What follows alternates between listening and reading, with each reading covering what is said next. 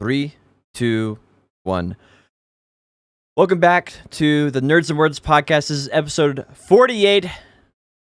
I'm your host today, Potion Shop. You have to deal with my terrible intro. Just glad to be back with everybody today.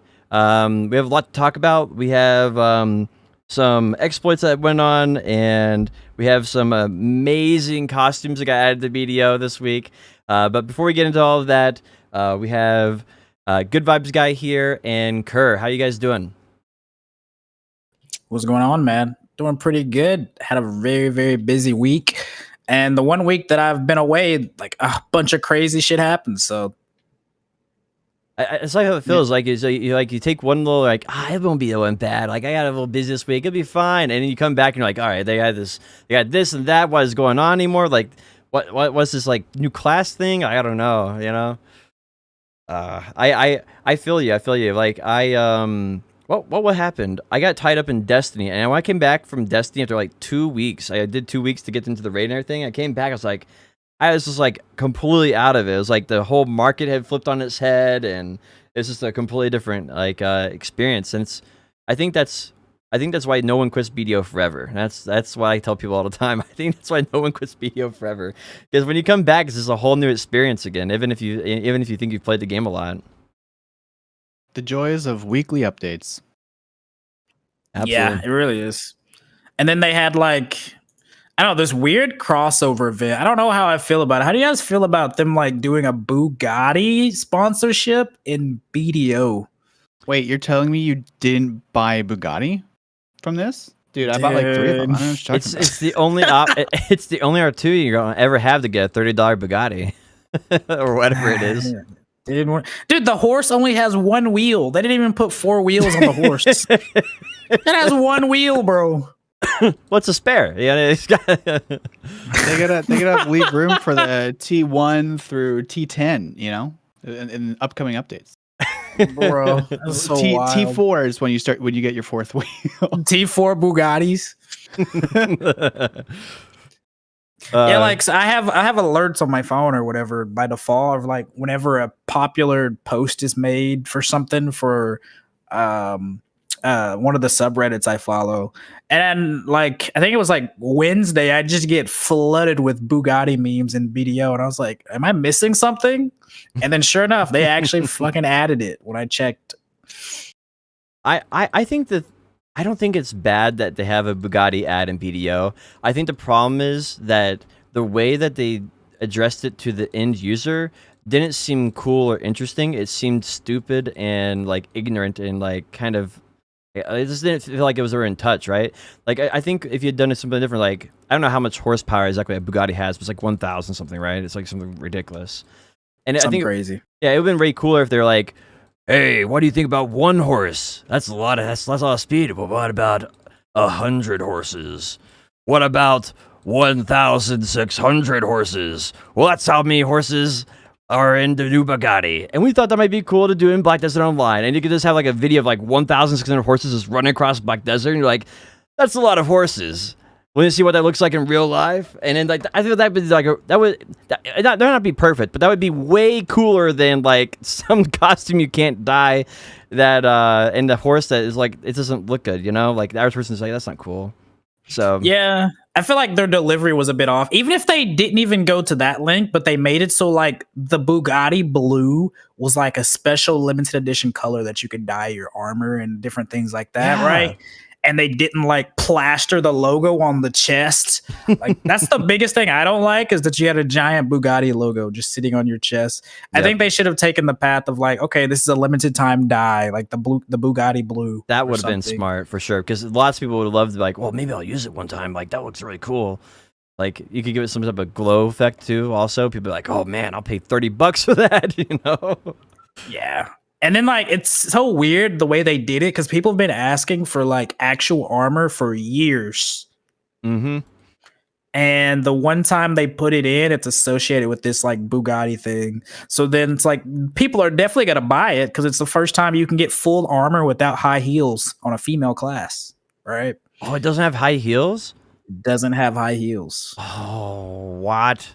Well, maybe this is maybe now they have the character model for the Athena without heels, so maybe we'll get some future costumes with using that. So I've been trying to figure out why they're doing this though. Like, do you think it's like the CEO or like some guy who has owned 30% of Pearlbis is like, hey, I needed to buy this and get $500,000 off my Bugatti or something? Like, what do you think is the deal here? Why are they doing this? So working in partnerships, this deal intrigues me immensely because they're like, I mean, you guys touched on it. Like, there's just no possible way that this makes sense. Like, why they're like Bugatti, like the target demographic doesn't match, the branding it doesn't fit at all between the game and the car. Like, it's just such a bizarre thing, and it feels like, yeah, there was some connection between two salespeople at Pearl Abyss and Bugatti, and they're like, yeah, this would be a cool idea, and then it was essentially like a pass down from a higher up, being like, hey, I got this contact for a sponsorship or a partnership, and Bugatti is interested. It's money, so make it happen. And then the dev team just like, well, I guess okay. Is imagining what that's like probably what happened. So like, what is the chance that one of the higher ups got a Bugatti, like the CEO? What's the chance, dude? Zero chance. It's more than likely that it's just like a connection sparked it. You know what I mean? Like either someone higher up at Pearl Abyss and then somewhat high up at Bugatti, or just like a salesperson at Bugatti, or marketing person was like, they thought it'd be a cool thing to do, and then so they did a good. Maybe it's like the Pearl Abyss bucket list, right? It's like the Pearl Abyss bucket list. They're like, all right, well, we got a porn star actor that represents DK, and we modeled it after that, and then we got like. Now we got race cars, check. We got a Netflix movie, check. Like, what else do we gotta get? Like, we gotta. Oh, you know what? We'll probably get like a plane, like a jet plane, or fly to space or something. That's what we'll do next. Like, I don't know. It's like maybe they have like some silly bucket list of things they want to do. Like, say they've worked with or something.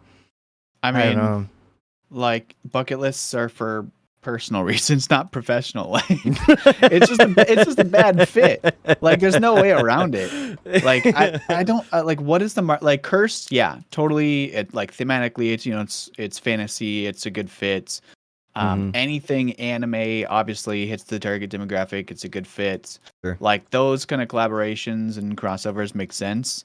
And like Bugatti probably got a good amount of eyeballs, and I mean. Yeah, like they do these deals for eyeballs, pretty much. That's like the only metric that they care about, right? They're not actually. This will not drive sales whatsoever. It's just about getting the Bugatti name out. Which, I mean, to be fair, I haven't said probably the word Bugatti or thought of the brand whatsoever, like since I literally can't remember the last time I thought of them. So, to Pearl Abyss's defense, it definitely got everybody's attention. Yeah, I mean? Like the amount of impressions, eyeballs, just in the amount of sales that the costume generated. There's definitely value there in Bugatti, but it's just like it just screams like a money business transaction. You know what I mean? Yeah, because the demographic's weird, like you said, right? Like, how many BDO players do you think are gonna go buy a Bugatti now because of this ad or this crossover? It seems more like okay, we'll put your costume in the game, and then like they give them a kickback for how many they sell or something, right? Yeah. So they may have a kickback deal. I'd be surprised, honestly. Like, that doesn't seem like it's pinching pennies for Bugatti at that point. You know what I mean? Like, they're a luxury car brand. True. Where they need a couple, even like 100,000, even $1 million potentially. I don't think they would generate that much, but. They don't need that money. They need eyeballs. And typically car brands at this point, everybody wants Twitch and gamer demographics are like prime demographics because we are, mid 20s to early 30s, like fairly decent income employees for the most part, or at least like emerging markets. So like we are the target demographic, and where you start thinking about buying a car, you like start entering that field, and so being in the top of mind is where these brands are trying to be. So it's not a terrible play. It's not a terrible play, but it's just It's interesting for like numbers and business. But just thematically, like it's a terrible fit. You know what I mean? Yeah. Like I could see if it was Toyota, right? Like Toyota is super reliable, super affordable. They go for the sell quantity over quality, right? It's super affordable. Most people can afford a Toyota. But the Bugatti was one that was like out of left field. I mean, I guess like Toyotas aren't as eye-catching and aren't like wow, like driving so much like surprise and mystification, but like the Bugatti one was kind of weird. I mean, I guess the only time I could see it might fit would be like BDO has the top 1% of the 1% has some money, and maybe one of those people will, inherit wealth and buy a Bugatti. Like that's a really one-off case, but like I think the idea of like investing into brand awareness, I think that's pretty huge because the amount of brand awareness that they got is, I mean, I'd say it's even cross. It's like genre almost. I mean, people in other games are talking about this because of how silly it is, but that brings the brand awareness to a whole new level. So I guess that's a net positive, right? Yeah. It's an eyeball play for sure. So that was I think that was pretty crazy. One of the other thing that changed this week was the marketplace bidding. This was kind of a fix because they had RMT going on, which is real money trading. In Korea, the players were complaining about Pin Blackstars being traded among players or something. I don't know the full story of what happened there, but because of this, they disabled all pin weapons that were over 10 billion silver. So the fix for this week on the marketplace is that now you can pre-order items on the marketplace still, but when they get listed, they take 15 minutes to appear on the marketplace, giving anyone else 15 minutes from the notification, which is now in the game, to put a pre-order up on it also, which makes it way more competitive. And in addition to the 15 minutes to put up your pre-order, it's also random who it goes to, as if they're on the same price. So I don't think it's a perfect fix, but it is a huge step in the right direction, I believe. What do you guys think about it? Like, you think it's good or it needs more work or what? I think it's interesting. Yo, go ahead, Vibes. My bad.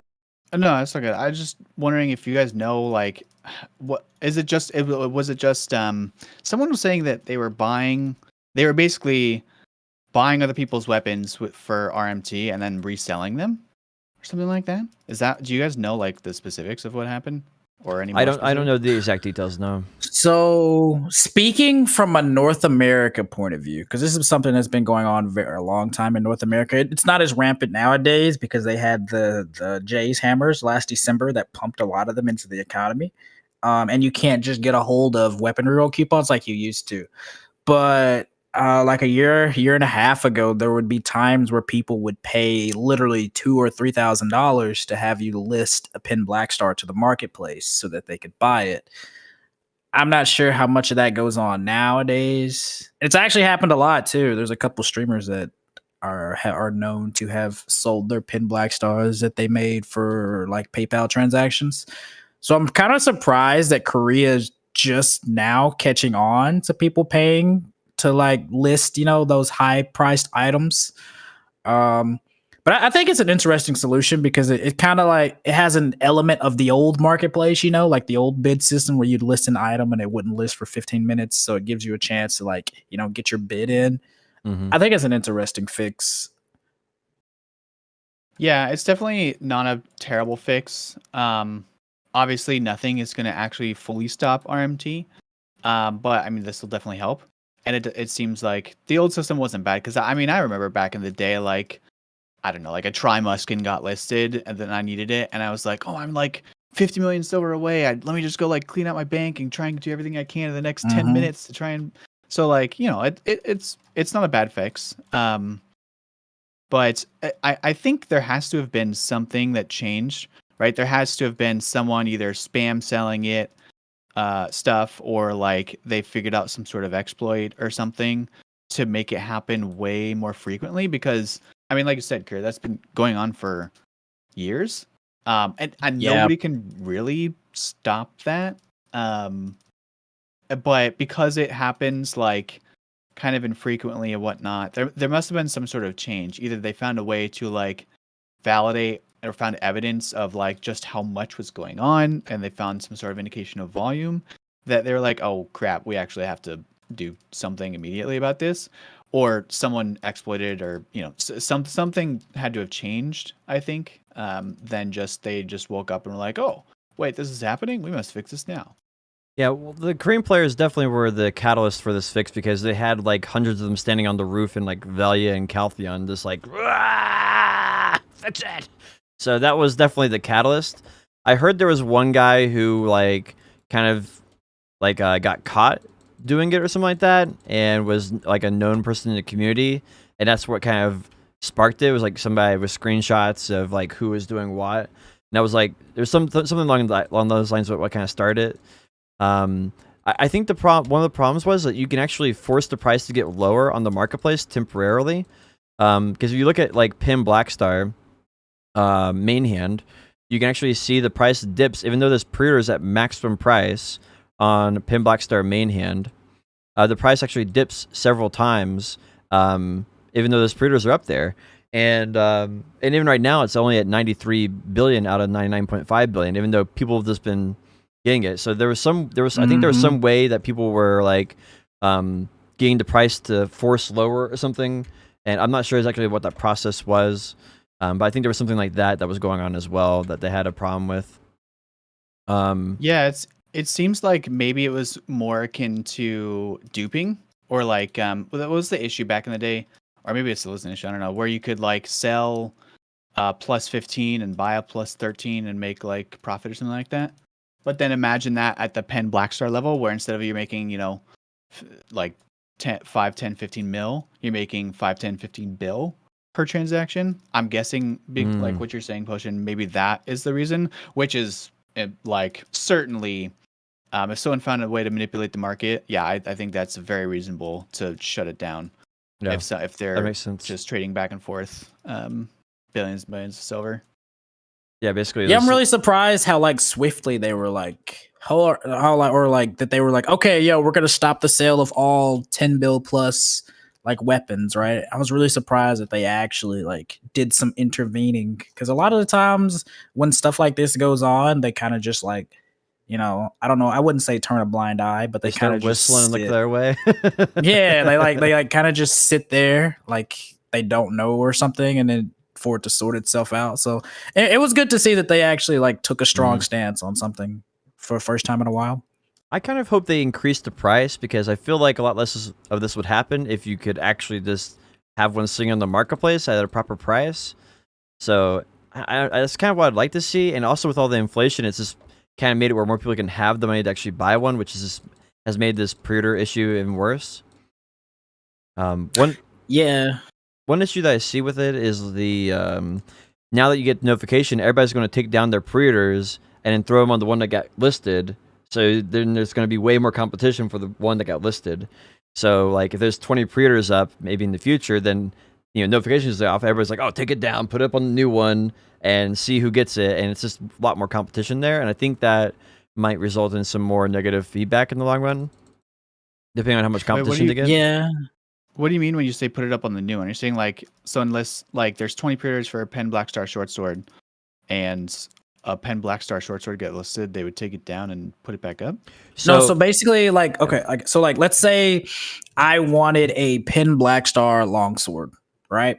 I'm the only pre-order on Pen Blackstar longsword. I have been for the last 4 months. Well, whenever someone lists one now, it lets the entire server know that one's about to go up in 15 minutes. So magically, it goes from 1 pre-order on the longsword to 15 on the longsword, because, you know which one is going to be listed. So then, everybody bids on it.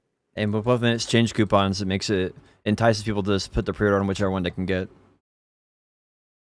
Yeah, for sure. Which, yes, that is a great way, like a great quick solution for them to combat that, right? Like, or at least for RMT, because yeah, you're right. That's I think exactly what they were going for. It is super unfortunate though, because that was like one of the things that was good about the new market, the central market, was that the people who have had it for 4 months where it worked to be the first pre-order up, to secure that spot, they were rewarded for that effort and like being the first, because they were essentially guaranteed to get the next one. Obviously, someone ruins it ruins it for everybody. So that's kind of unfortunate, but hopefully I don't know what a better solution would be, though. That's the problem. I think one of the things that I was thinking about is like, okay, so let's say you sell a pin Blackstar on the marketplace, right? I think it'd be kind of interesting if once you sold it, the person that bought it instead gets a box that can be opened on any class that they want, and it will have that pin, like that whatever level, right? So if you sell a pin Blackstar longsword, the person that buys the pin Blackstar longsword gets a box. That would be like an interesting thing. Obviously, there could be problems with that, but it's just kind of like an idea, because it would be kind of weird. Like, you can obviously get around it with tagging, but it's not like an end all be all. I think the issue with that is then you start limiting class identity a lot more, and like classes that like a new class comes out and you just sell Blackstar and then it goes to any class. So then even though it's a brand new class, people have pin Blackstars day one. So I mean I think that would be maybe another good temporary solution. I think this raising the price though, like if you raise the price, let's say this raised the price to the cap price to like 300 bill, right? Well, then it would probably go up to like 150, and then there would be some sitting on the marketplace, and then there wouldn't be much need for everybody to take down a Praetor and go and put on that one, because anybody who wanted one would have one, for the most part. Anybody who could afford one could have one. So I'm like looking at this post that someone made. It was about possible RMT solutions. It says like, so there's one where they were talking about, like I said, turning it to a box. There's another one where they said that you could buy these, and NPC sells stones that would let you transmute it to a different class for a bunch of silver, a couple bill. I think that'd be fine, right? If someone has like a pin Blackstar longsword and they wanted to pay like a couple billion silver to turn it into like a crossbow, maybe. But what? Well, I thought they fixed the issue. Like, I don't think the issue is swapping between classes. Like, we have level 66, 315 AP sages in week 2 because of tagging and because of rerolls and all this other stuff. Yeah. So like that's not the issue. That's never been the issue. And they solved the issue of like selling a tamer weapon for 10 bill and buying, or turning it into a great sword and selling it for 15 bill. They solved that problem a while ago. So being able to swap classes isn't really the issue, I don't think, anymore. Yeah, I mean the issue is that we don't need 20 pre-orders on the same thing. Like I feel like maybe I feel like it's one of two things, right? One, like you still give a small advantage to people who are up there first, and the longer you're sitting on the same pre-order, the higher chance you get it. Something like that. Like instead of this being a complete random, and maybe it's like a little weighted to people who are already up there would be a possible solution.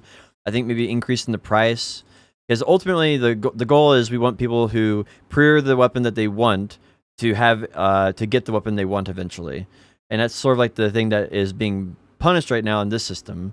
Whereas the people who are actually pre-ordering it are not getting the item they want because there's a whole bunch of people who are jumping on. So, and it's like we have weapon exchange coupons, so like exchanging it to another class is not necessarily the issue. I mean, if you're going to do something like that, then I think you could do an extreme version of that, was like all weapons when listed to the marketplace go into a box. And so then instead of having weapons for every class, you just have weapons are in a box, and then you buy the box and it just opens up into the weapon that you want. And that would make like that. Then instead of having 20 different options there, you just literally have like one for every weapon. Yeah, I think the real solution, honestly, is to just raise the max price. Because if you raise the max price of pin Blackstars and they actually get to what they're valued at, it gets rid of RMT, because eventually they'll start sitting if the max price is high enough, right? You can't RMT a pin Blackstar. Yeah, you can't RMT a pin Blackstar if it's sitting in the marketplace. Yeah. What do you guys feel is closer to the true price or cost of a pin Blackstar right now? I think it's like 80 bill to craft one if you're like a genius, but the risk of losing tons of money because you have slightly bad RNG is huge. So for someone like Biohack or anyone else to make one for profit, it needs to be probably like 120 to like 140 Well, bill. see, another big problem is it's depending on server as well. Because if you're on NA, you can, if you have a fat stack, you can definitely make one for like 90 to 95 bill worth of like, 1 mil crons. But if you play like EU, SCA, stuff like that, where they have no access to costumes, they're using vendor crons. So they're paying 7 bill per click, right? So it's like there's a big difference when it comes to server. But if I had to put like an absolute value on what I think a Pin Blackstar would be worth, I'd say around 140 bill, honestly, because that's about what I spent to make my first one, and I got my first one almost exactly average. But then again, Hadoom kind of changes it because it was a point where masses of pure magic were valued at 30 mil each, but now they're kind of like free. But I would still say about 130 bill is the true value of a Pin Blackstar. Maybe even 140. But it just depends on what server. Because again, EU, they have to pay 7 bill per click from vendor crons, 2 mil each. Right. If I didn't have to use such a big fell stack for Tet Blackstar, I could just put more of my orb things in there and use a lower fell stack. I mean, I could do it, like I have so many of these Master Magic. I have like over, I think like 1,200 of them now or something. Like I have some crazy number of them. Like, and you can't burn them all, dude. I've been like enhancing so many Tet Blackstars, and you just can't. You can't burn through all of them. You get so many, it's crazy. Mm-hmm. Yeah, I don't know. I guess I have to get rid of my nodes now. I don't want to let go of my I've been trained to use these Master Pure Magic nodes, and I don't want to let them go. I got rid of all 3 of them, dude. Yeah, I think I've got like 200, 300 or something, maybe just sitting in like old wisdom tree in random places that I'm like, well, I don't even enhance enough to like make use of them. Yeah. Man, I guess like I guess if the marketplace price increasing is probably the best solution, because there's a lot of other things that would help out too. Like there's plenty of other items in the marketplace that are just cap price, like Blackstone, Black Spirit Claws and Forest Furies. Obviously the Black Stars, like we said. Deboreka's, like almost all gathering items right now are max price. This is like I would definitely like to see them loosen the reins a little bit on like the max price for some items, especially with like the introduction of Hadoom. It's caused so much inflation, even on like hards, dude. There's like 20,000 pre-orders on hard shards right now. Like 1.6 mil being the max price is too low.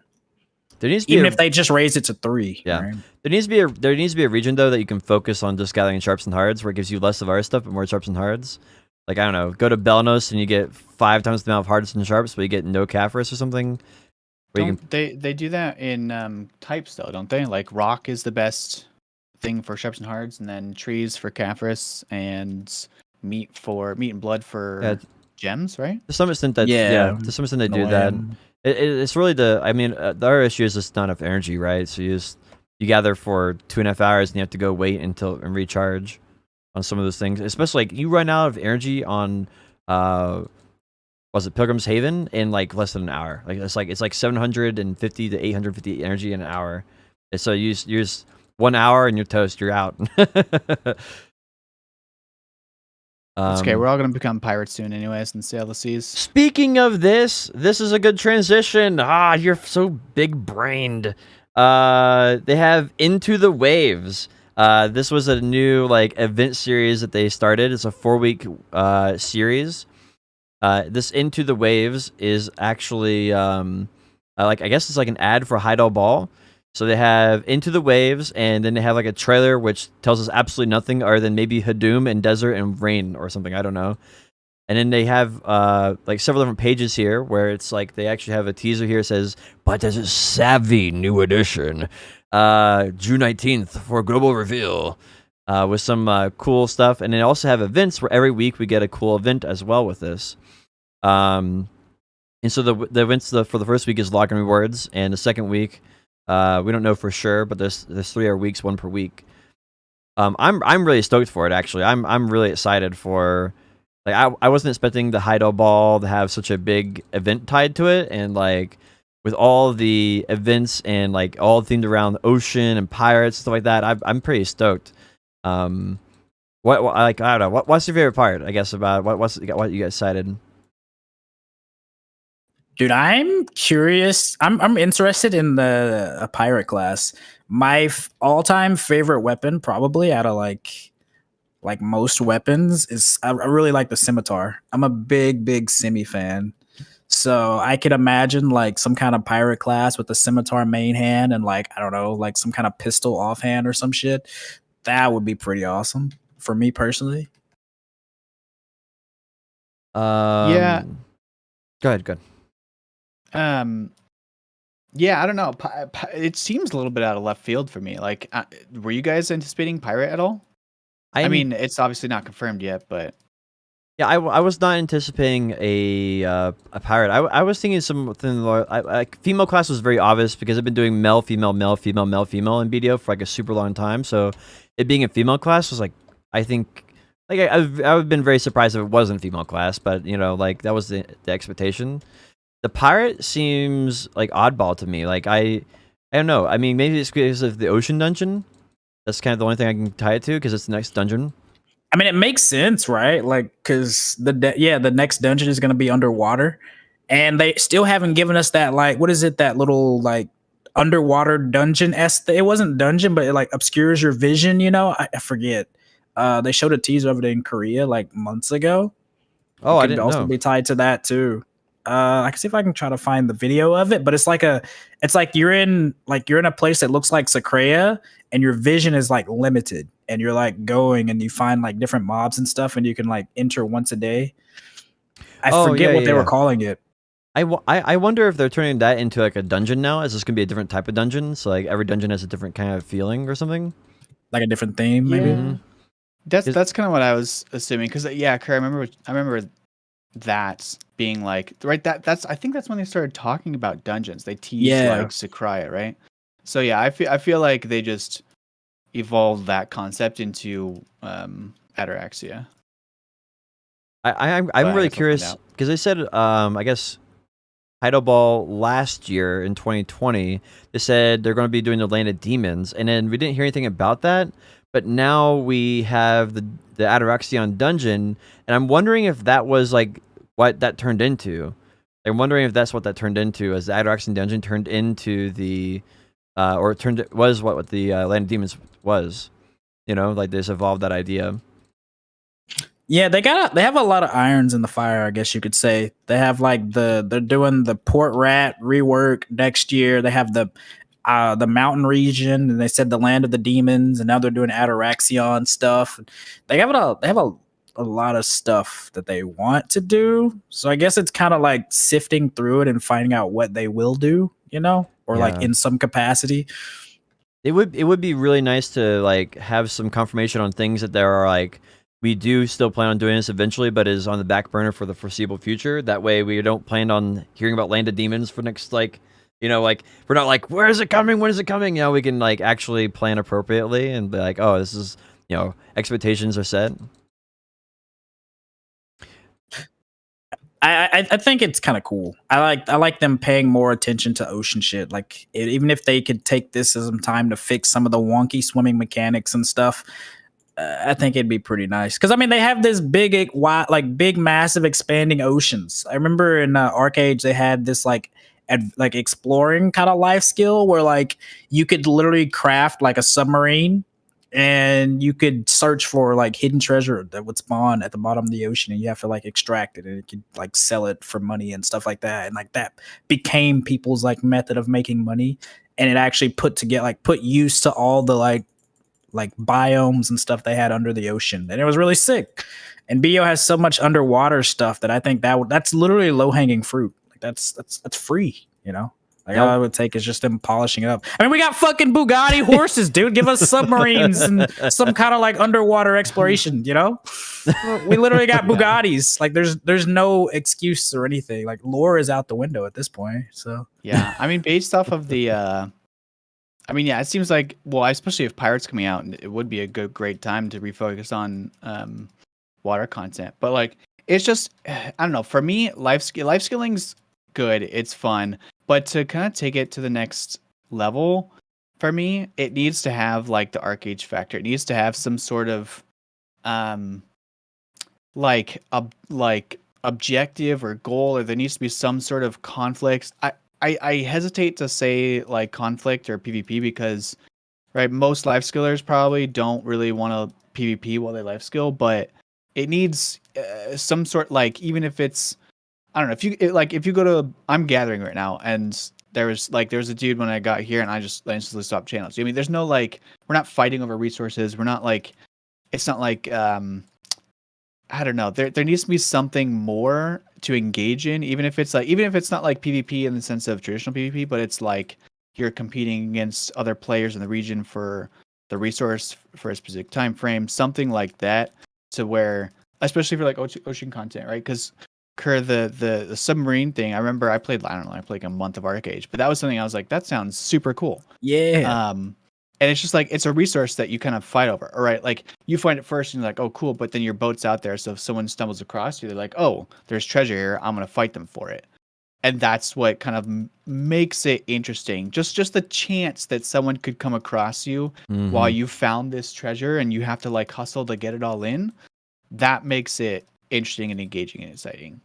Yeah, it's a risk versus reward type of strategy, and that whole, there's right now there's almost no risk, and the reward is great, and it just makes for ultimately boring gameplay if there's nothing else to diversify it. Yeah, and they already have these like 4 different massive like Karoks and stuff, and then like there's easily ways they could like, you know, add even more diversity or like things to do with it instead of just bartering or like things. But I think they have some. I think they have some kind of some. I don't know. I don't know where they want to go with it. I saw on Global Labs where they increased the drop rate from sea monsters and added in some quests for killing crocodiles, like the ocean crocs and stuff. So it seems like they really want to do something related to boats with this Into the Waves update, but I'm not sure what it's going to be, you know? So what they announced at the Calcium Ball, they snuck it in there kind of quickly, but they mentioned Karak Yellow Gear, which they had on Global Lab. It was made in Odolita, but at the wharf. You can make yellow Karak gear there. Not in the Global Lab anymore, but that's where it was. And they also said at Calcium Ball that they're planning on adding yellow Karak gear. So probably adding that in and probably refine that a little bit. I think there was 3 different types. I think there was yellow, green, and blue or something like that. And then they also said they're working on a new boat, and they had some name of it, but I don't remember what it was, the translated name. They also said they're working on, I call it Ocean Node Wars. They tested that one time on Global Lab. They said they're still working. It was like Blue Battlefield or something like that. Yeah, and this is that, like, they said they have some type of Ocean PvP still in development at the Calcium Ball. So maybe that is like the one that happened on Global Lab was, you had 2 guilds, and whoever killed the other guild's guild boat won. So it'd be, you'd send out a fleet of your ships, and then they would send out a fleet of their ships, and whoever chased down the other guy's boat and killed it first was the winner. And then the other thing would be the tier 10, horse. They have a tier 10 unicorn, which is can run on water. Walking, right? And that's why a lot of people think that the teaser is for the Heidel Ball that they released is like 17 seconds, because they show desert, and then they show rain, and then like they have like desert and like the earth with water. So a lot of people are thinking that maybe that's a hint towards the desert horse actually coming into the game, or the unicorn being upgraded into the water horse. Interesting. That's a pretty decent take on it, yeah, because it does go from being the desert running horse until being able to run on water. They also have the black sun in there, which represents Hadum, probably, because that's what Lesra's trying to bring about, is the black sun, and like that's like the whole Hadum essence thing. So there's probably going to be some type of talk about what they're doing next for Hadum, whether that be Medea, Caltheon, or whatever. It'd be kind of neat. I personally hope that they just tie us all in and just call it the Season of Tides or something like that. And then they do Pirate Class, they do the ship stuff, release all the water stuff at the same time, call it a season, add this really fancy season event, call it Delirium. I don't know. something that ties it all together with a season event. And I feel like a lot of people would be happy about that. You know, I think people have been asking about seasons for a long time. And if they released that now, I think people would be extremely excited and would forgive them for releasing a fourth class in 9 months. Speaking of the Pi class, I wouldn't mind, honestly. Speaking of the Pi class, what do you guys think about? What was going to be like? Like, what kind of weapons do you want? You said a scimitar and a pistol. Yep, scimitar and pistol offhand. Scimitar main hand. I would really, really like that personally. But I know that's very basic, right? I mean, it's basic because it's like got a wide appeal. You know what I mean? Like it's a good combo. I don't want it to be like Musa Hornbow though, where it's got like one ability you use every now and then that's it. Yeah, like have it integrated. All right, I want it to be like an integral part of the kit. Which I mean, I think they've been doing a pretty decent job in general with the kits lately of new classes. But like at a certain point, how is it gonna be different than like I don't know.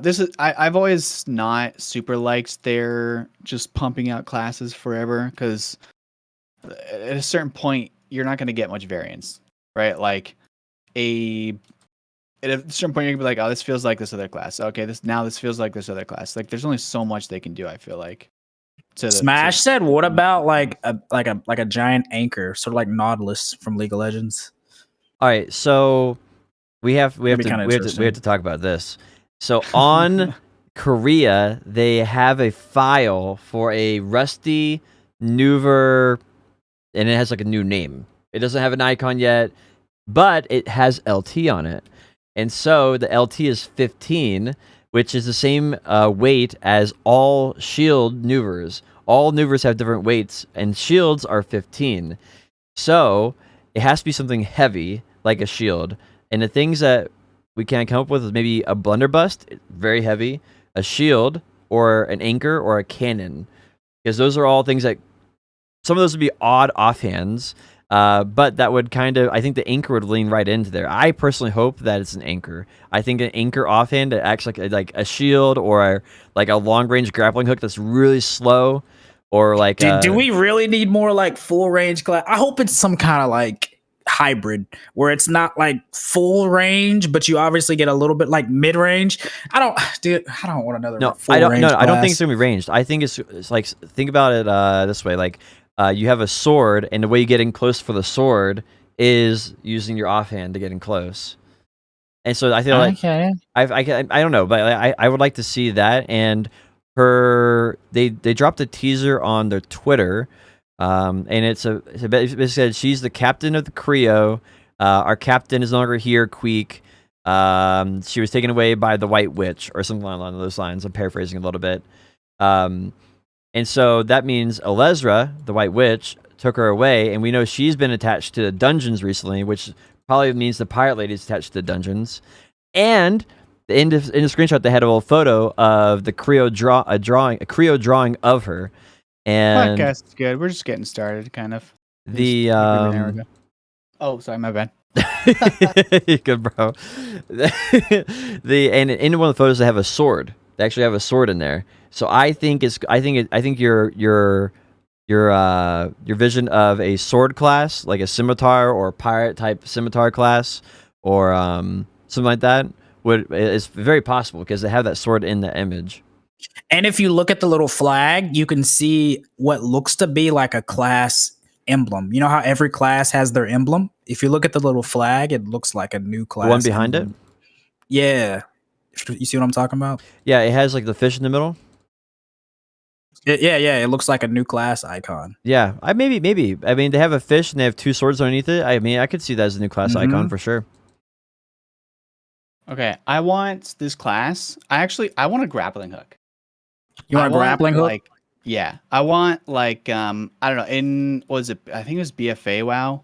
Whatever the combat whatever swashbuckler or something like that, or outlaw rogue in WoW, something like that came out.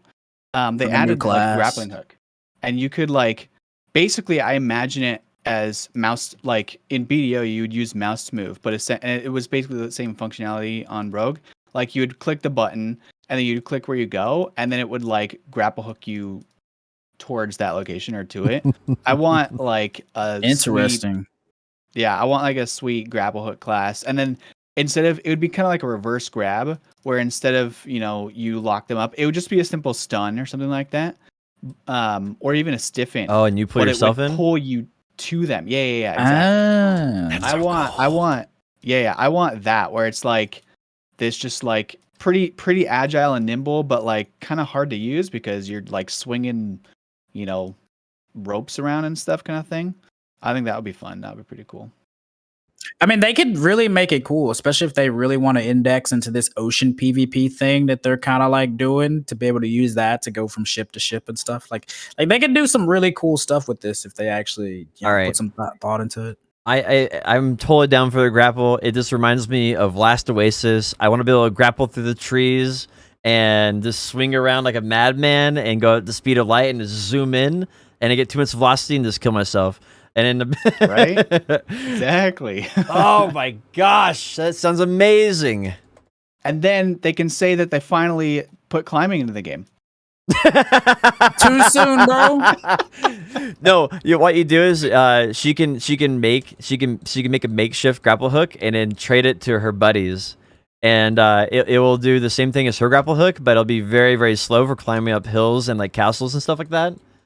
Wait, could you imagine actually if they at the same time they implemented like imagine siege grapples, like you just hook it up onto the wall, Scaling castle walls, dude. Yeah, I mean, it could function just like a ladder. It would be high risk, high reward, right? Because like you basically are super vulnerable while you're climbing up. But like that seems like actually that seems like a decent siege edition. Assuming not a bad that they idea. don't mess it up and like make you invulnerable while you're on it or something silly like that. I'll just press my print Which screen button a they bazillion times and no one will be able to touch me. It'll be fine.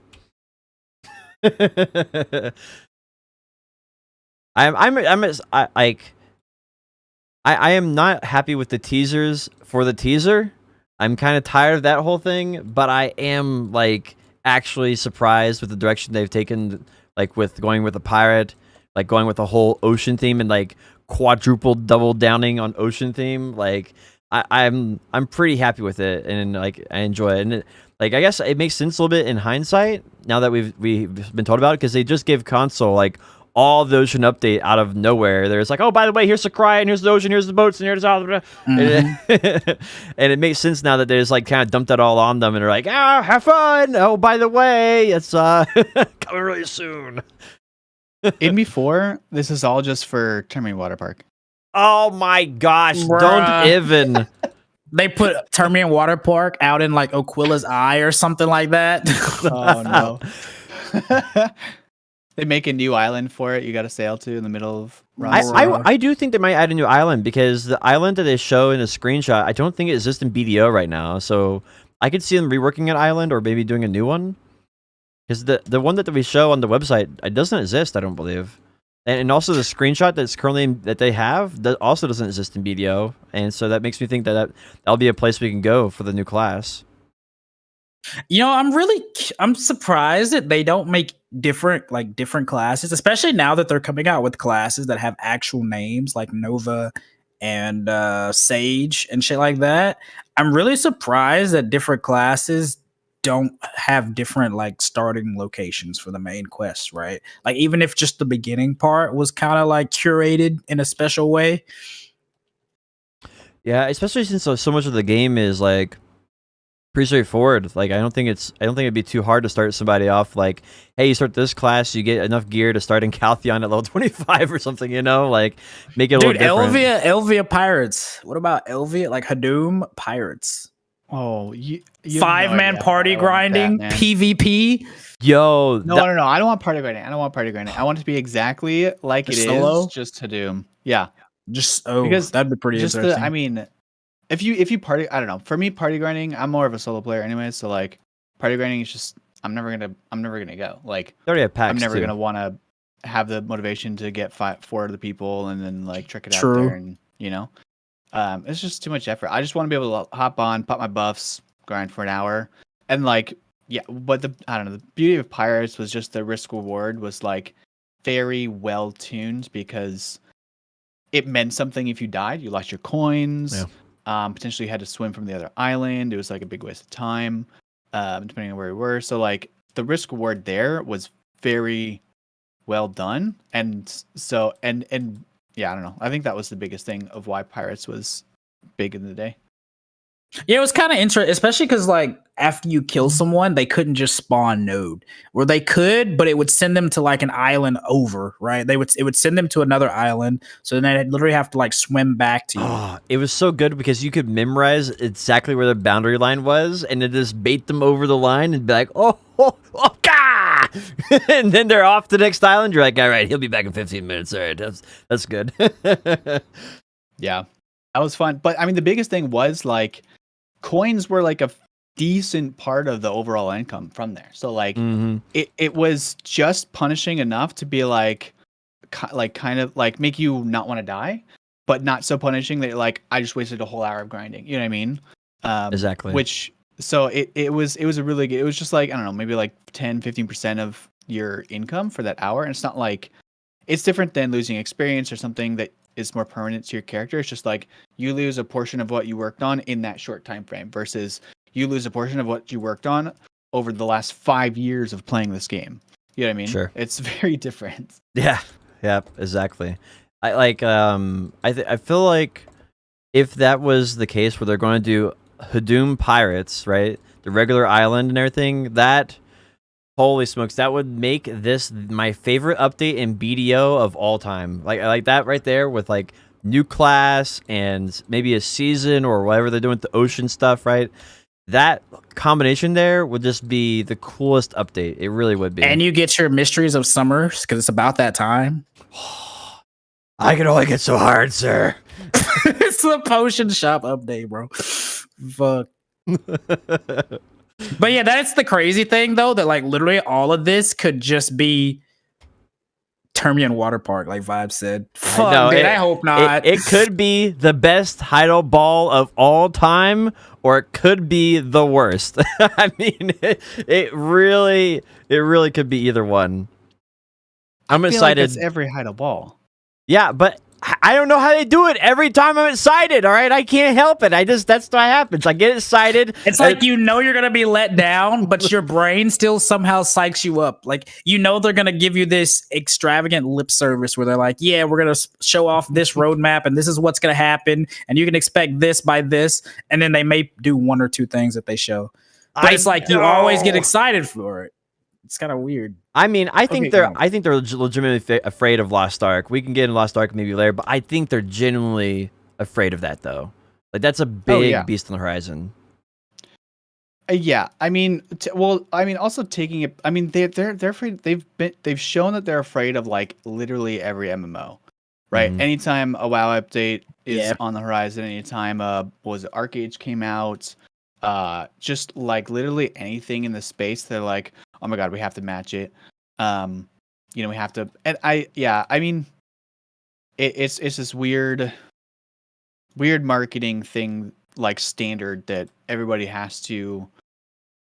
You have to like compete directly, rather than like let them go and then play for the recoup or something. I don't know. But either way, but I'm taking it back a little bit to. Heidel Ball and getting hyped, and what you said earlier, Potion Shop. Do you think that they have too many of things on the fire? I don't think they have too many things in the fire. I think they're telling us too many things that they think are in the fire. I think that's the big distinction, because like I think they are not working on all those things that they're telling us they're working on. A good example is they told their investors, all right, we're going to be getting Crimson Desert out in 2022 really early on, and in 2023 is Dookie V, and 2024 is Plan 8, and then we're going to do Shadow Arena at some point. We'll figure it out. And like obviously that those things are not going to happen. Like Crimson Desert might come out, and the other ones are definitely not coming out when they said. And it's just like they're obviously not working at all on Dookie V or Plan 8. And I think the same thing's true when they go to Black Desert. Like if you actually said, what are you actually working on? Like they're probably not working on like half the stuff. They have like one dude who's like, yeah, well, that'd be a cool idea. Like let's see about that. And like that's probably all it is for those other ideas. And I feel like that's what the problem is like if you looked at the winter update last year, they had a screenshot of 2 grind spots. But if you actually look at it, there's like, it's literally photos of the models, and they rotated them, and then took another photo, and then rotated it and took another photo. And if you look at the actual NPCs, they took one and they like scrunched it down, and they took another one and they stretched them out. And it's just like some guy, they had some models of it, and like some guy put it together on like Photoshop. And the other one was even worse. Like everything was drawn except from like the first 3 models in the very front. That was the only thing they actually had. And so I feel like that's a good example. Like they had obviously like not even started. It's like they told one guy like make 5 models, two snowmen and like 3 creature things, and like that's as far as they had gotten. And I feel like that's the real problem is like when they're telling us stuff, it's sort of like it's like pre-alpha level. Like they just don't have anything hardly, and I feel like they should just stop telling us when it's that early on. Yeah, at the same time, it's not a bad strat because if they tease a very low, they don't want to invest too much into something that they have no idea the reception will be, right? So they invest a little bit, they build out the very base as little as possible to kind of get the feeling and the sentiment that they're going for. And then they tease it to us to get our gut reactions. If in general, they read Reddit and everything, and they're like, and like the region seems kind of lame, whatever. They know that it's like maybe they're still gonna do it, but they're gonna put it way lower in priority until they can figure out better ways to improve it.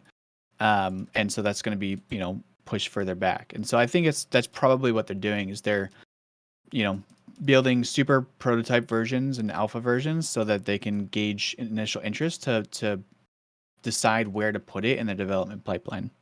And I think that's like I understand how they or why they do it. I do kind of agree with Poshno. They overshare. Like they said, like Heidel Ball back in December. They were like, yeah, coming in 2022 December or winter of December 22, we'll be releasing a new region that's a rework of Port Rat, like an Asian region. Like, don't tell us that if it's 2 years away, Yeah, like I guess the thing is, if they want feedback on like what are fun ideas for the community, like what RuneScape does is they literally just have like 5 like things they'll tell you, and like they'll say, hey, vote on which one of these ideas you think is cool, like, and then that gives them like immediate feedback on what the player base actually think is cool. Like, hey, do you want a dungeon? Like, yeah. You want a new grind spot? Like people like you can get that like right away. And I feel like that would be a better format accomplish anything, because I think the feedback is really important for them, because it's obvious that they don't know exactly what we want, and so they have to find out. They have to have some way of figuring it out. And right now they're using the Heidel Ball for that, unfortunately. And the Heidel Ball, I feel like, should be things that they already know we're excited about. At least for the most part. I feel like that's how I feel about it. Yeah, I guess that's why I asked you. They have too many irons in the fire, because, like you said, they kind of throw a bunch of stuff at us. They talk of things that they have in the pipeline, but I agree they should really just be focusing on focusing on what's coming up immediately and getting us very excited for that, and like really working and finishing that, rather than being like, okay, yep, we did this, move on to the next one, because we got like 16,000 things to work on. So I think I can answer that question better than I did then. Like we can tell a little bit of insight just from like how they release content of what kind of teams they have inside. Like obviously you don't have one team inside your company working on one thing. You have a bunch of teams working on different things at the same time that eventually come together. And like we know there's a costume team, the costume task force, which has been a huge beam, but has brought a lot of content to us, like the Nuva outfit, the Lozeka Orca outfit, the Bugatti meme outfit. Holy smokes, the memes are unreal. And then as well as like every week we get a cool costume, or sometimes we get a cool costume. We get a costume every week. We'll say it that way. Sometimes good, sometimes not. And like I feel like that's been like we can know for sure there's a team on that, right? Is my point. And if you look at the other parts of the game, like they obviously have a team that's been working on reworking old grind spots, right? They did Gyfin, and then they did Abandoned Monastery, and then they did Pax Island, and then they went through and like added mechanics to like every grind spot. They just went through like systematically, and like every grind spot got like a new mechanic, and that was really cool. And then they went that same team, started working on Hadoom probably because a little after that they're like, we're working on Hadoom and like, and then no more grind spot updates happened and no more. So I mean, we obviously have some team that's just working on reworking stuff now. And there's some team that's working on like making new content, and there's one team working classes. So we can at least know there's like 4 teams, right? Costume team, rework team, new areas team, and class team. Those are like at least the 4 teams we can say for sure are inside the company, working on different stuff in Black Desert. So I'm just kind of curious, like, I guess to answer the question, like if their irons are in the fire, they definitely have at least those 4 irons in the fire. And the question is, what other irons from other teams do they have in the fire that we aren't aware of? Because they aren't necessarily, maybe they are like jacks of all trades or something, right? And I think that's what I kind of want to know is, what are they actually have real people working on and not just like ideas they're throwing in? And like, how do we as players decipher that at the Heidel Ball and Calcium Ball? I don't think it's an answer. I don't know. I bet it's like that's why I want to know. I mean, I think it's just we got to take them at their word for, when they say Port Rat's coming in 2 years, obviously, or at least I sure hope that nobody's working on it then right now. They're focusing on the stuff that we need, like PvP content, life skill updates, the like more priority stuff. But to your point, you just have to take them at their word of like when they say stuff will come out.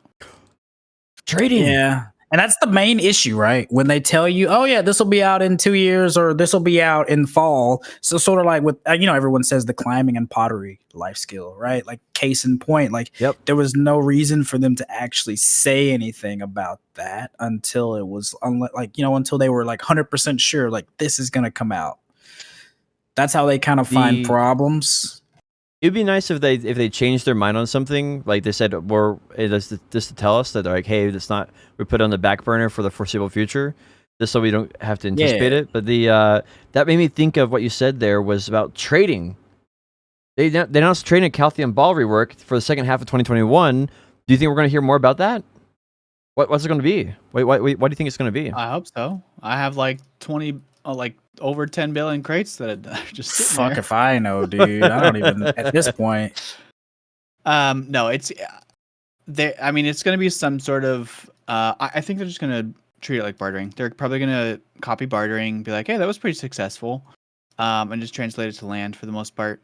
And then it's just going to be completely separate, right? So my 10 bill plus in crates that are sitting there are going to remain exactly as is, just like the life skill Imperial seals. They, instead of like, massively giving people like boosts because they held on to crates or things for a long time, they're gonna just make it a new system, which is fair, especially considering we have no idea how many Guru 50 traders there are in the game now. I had 20,000 seals. I'm very upset about it. They finally fixed that, by the way. They fixed that, right? Where they they rolled some people back and they gave out punishments to people that overly abused it. Or at least they did. It was on the Korea server that they did it. I don't know if they did it to NA yet, but I remember seeing they did it on Korea server. Well, that's cool. I mean, that's good then. At least that's good. We know that it'll come at some point. So it will. It's not completely off the table for trading to now be reworked if they can actually do something about that. So that's good. At Calcium Ball, they said they wanted to make it sort of like the new trading rework, sort of like, I think they said Imperial Alchemy, but make it competitive where they can only trade in so many. So it's like you'll get a mission to like Tarif, and you're like, oh, we gotta do it. We gotta beat that guy over there, and like we gotta go over there fast. And so you're both like trying to get there and like get everything transferred over real fast, and like trying to beat the crowd to the area that has the good trade, and make it where it's kind of almost like a miniature race between areas. Well, so that is in the game already. It's been in the game since launch, right? Or like, which is basically the how do you even look? How do you even find it? Imperial I can't trading? remember. Yeah, isn't it just Imperial trading where it's like the 200% bonus value or whatever? And trading has always been limited supply, right? Mhm. That's even before Imperial, cooking and alchemy. So I mean, it makes sense, but I honestly hope that they do more than that because I don't know about you guys, but like loading up trade goods on a wagon and watching you autopath is pretty damn boring. I mean, it's different when you're on a boat because at least like I don't know, you're in the ocean and like I think I that's don't my know, there's favorite sea content in the monsters game. that I are don't know what you're killing talking about. stuff. I make 10 mil an hour going from Alta Nova to Heidel. It's great. Yeah, it's sort of like we were talking about earlier. I wish they would find a way to add some kind of like danger to it, right? Instead of Alright. in the current system, they just spawn random like bandits that don't do any damage, and if your horse is fast enough, you kind of just run past them anyway. I wish they'd add some kind of risk to it. So you guys want to hear some I guess peeks behind the curtain? Yeah. So at some point at Cacao, because I had a lot of free time there, I took it upon myself to write out like this giant, like 18 or I don't know how long page document of things in the game. This is like 2 years ago, mind you, or long time ago. So it's like at the current time in the game, things and systems like trading, karma, etc., that just needed to be reworked and revamped, and so possible solutions and ideas for that. It did go through to PA. Technically, I don't know what happened after that, but fun fact: the outlaw system that we're gonna be getting is very similar to the one that I suggested 2 years ago. Interesting. They have some huge cabinet of ideas from players, and it's went over there and they're like war, open world PvP, and bounty system. And it pulled out that file, and they're like, oh, they got 100 ideas in here, and wow, this one's 18 pages or whatever. No, but for so okay, my idea for trading was let me see if I can remember what it was exactly. Basically, to add the kind of risk reward, but not make it mandatory for players. I suggested bundling crates into like you bundle 500 crates, and then that bundle would have like 50 or 100% increased value. However, you could be stolen essentially is like the bottom line. So that way, if you want to take the safe route, you just do trading as is. If you want to do the risky route, then you get a party together, you get some homies, you escort it across to like I don't know to wherever you're going to Valencia, and then you turn it in and then you wouldn't lose money from it, or like you wouldn't pay out them, but anybody in your party would get like a portion too. So it's like worthwhile for them too. So you kind of like pay for mercenaries to help you. And then the people who steal it would have to steal it and trade it into like McQuinn and get like a portion of the total value. And then you could buy insurance for it to protect it in case it does get stolen, so that you don't lose 100%. You get like 50% insurance or something like that. But it was basically just something like that, something as simple as that, where to make it stealable, to add that extra bit of spice. Yeah, I think the really key thing there is just a little bit of risk, like that Pirate Island risk. That's what it takes, just a little bit. Yeah, pretty much. Because that's the thing. It's like, I mean, you could get then red players who just like all they do is look for traders, right? But I still don't like. They're still that was like the goal of that was just like minimal effort things they could do back then. So obviously it would probably want to be a little more fleshed out than that. But that was like assuming that they were that if you just kept this current system, you just add this one little thing to it. That was kind of the idea. Yeah, but I mean, for like total revamps, for, I think there's a lot more they could do. Like low hanging fruit type stuff.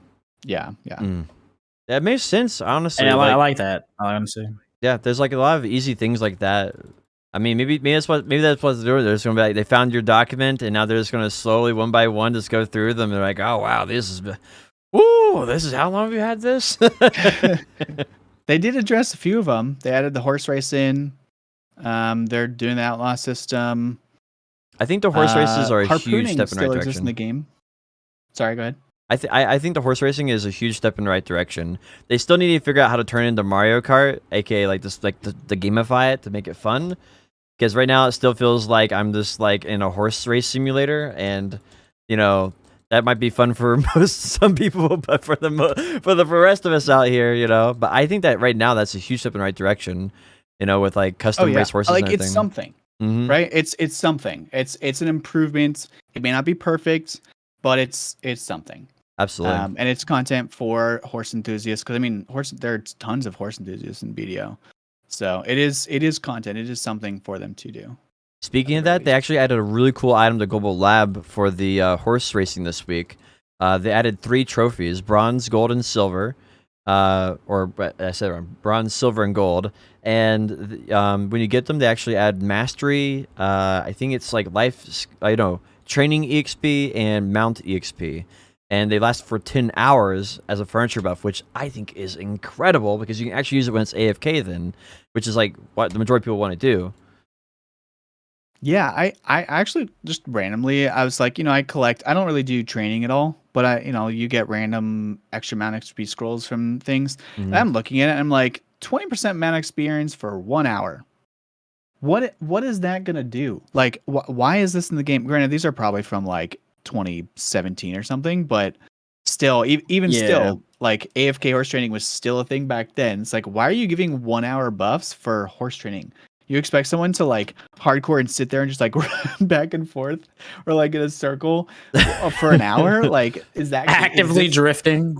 Is this All right. gameplay? Like, so for that, it's for that train dummy, right? You can use charge into the train dummy, and then that infinite trains it, and then what?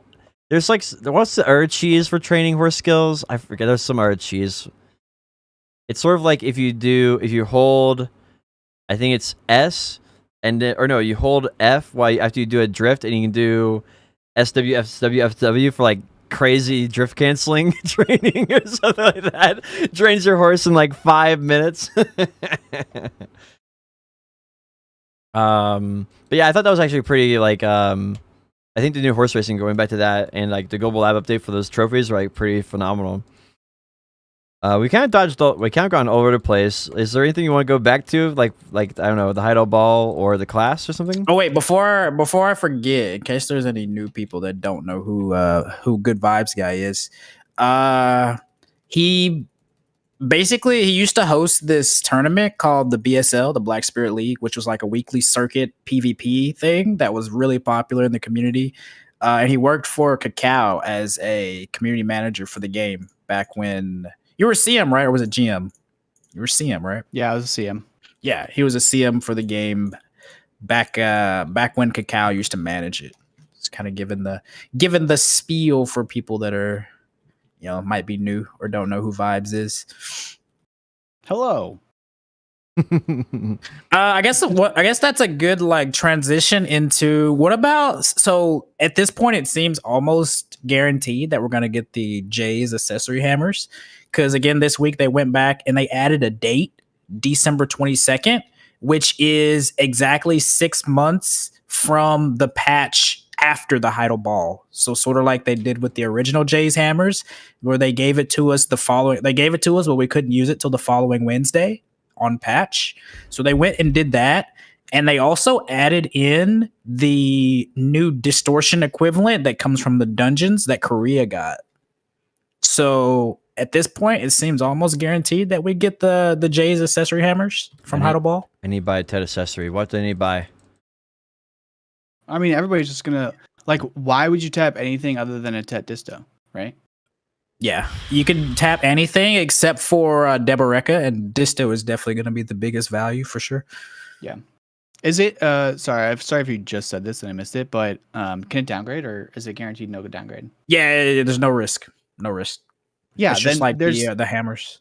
I mean, I thought about this too, because I mean, yeah, I've seen the rumors and stuff, but like Tet Disto versus Tet Tungrad, like AP wise, you should go for the Pen Tungrad, right? If you're at Tets, it's just 3 AP versus 3 AP minus 1 AP or 1 DP. But like value wise, I mean, I guess Tongue Grind isn't that big value difference between the two, but I mean, yeah, it's just like The Lunar You Revive should necklace is more expensive. is it? Yep. I mean, well, I mean, Pin lunar I'm talking necklace. about like Yeah, it's pretty normal, most people accessories. I guess I don't have a Tet lunar, but Yeah, I'd say most people have a Tet disto sitting around that they use, right? Yeah. Or not most, but a lot of people have them. The pin lunar is kind of like a more leash, or a Tet lunar is more like a niche item, I guess. So this is what I'm thinking. If everybody's tapping Tet Distortion, then why does no longer be the most expensive item in the game? Pin Distortion, right? Like that's my theory on it. That this is going to crash the everling crap out of it. I'm trying to buy one, dude. That is my goal for this next Heidel Ball with this Heidel Ball stuff. I want to buy one for like. I'm praying that they go down to like 80 bill or something like that. I actually might tap my Turos belt now that I think about it. Having a Penturo would be pretty sick. Penturos would Yeah. be pretty nice. I want to tap. So I need. This is my dilemma I have right now. If I do PVE builds, then it's like Deboreka, AP. That's like the entire thing. And if I do PvP build, then I need a Lunar Revive necklace, a Toro belt, and I need distortions. So I'm kind of torn right now between which build I really want to go for. Because they both require different pin accessories. So I don't know. I think actually tap in like a tongue grad belt instead. Because they get like it's like they don't exist. So Yeah. I guess it really just depends on like if you're playing for the short term or the long term, especially because the hammers don't expire until December 22nd. So mhm. there's nothing that tells you that you have to click them something right away. You literally have 6 months to decide what you want to do. Yeah, I don't even have a stack. I gotta make stacks. That's the first thing I gotta do. I think what Dude, are you ready for all the people to be like, yo, what do? I just hit a pin disto on an 80 stack. Do I sell it or keep it? Yeah, I mean, everybody gets sure, the answer to everybody is sell it. Yeah. Well, see, because like the thing is, like so many people hit pin black stars on like an 80 stack, and a pin black star on 80 stack is like a 2%, right? So imagine like pin accessories, they're like triple the success rate of a regular of like a pin weapon. Yeah. I mean, just you guys all remember the flood of Pin Blackstar success enhancements that happened the last time. So like, Yep. yeah, I guess that's a what is this like?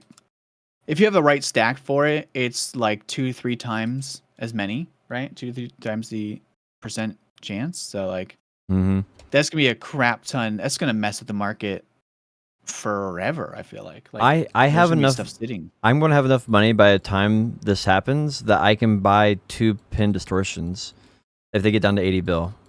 Like that's what I'm considering doing. I can sell my 2 pin narcs and then buy 2 pin distortions. Because The real play is to have silver on hand, even if they just flood us with Caphras and like memory fragments and stuff. Just being able to snatch that stuff up before it goes back up in price is really smart. Yeah. Oh, I'm too poor for any of that stuff. Feels bad, man. You got to go to Hadum, dude. Get them orcs. I've Or been. them, Actually, or the yeah. Bloody that reminds me. Monastery. Yeah, I finally got my 100 at Monastery. Now I guess I gotta go to Orcs.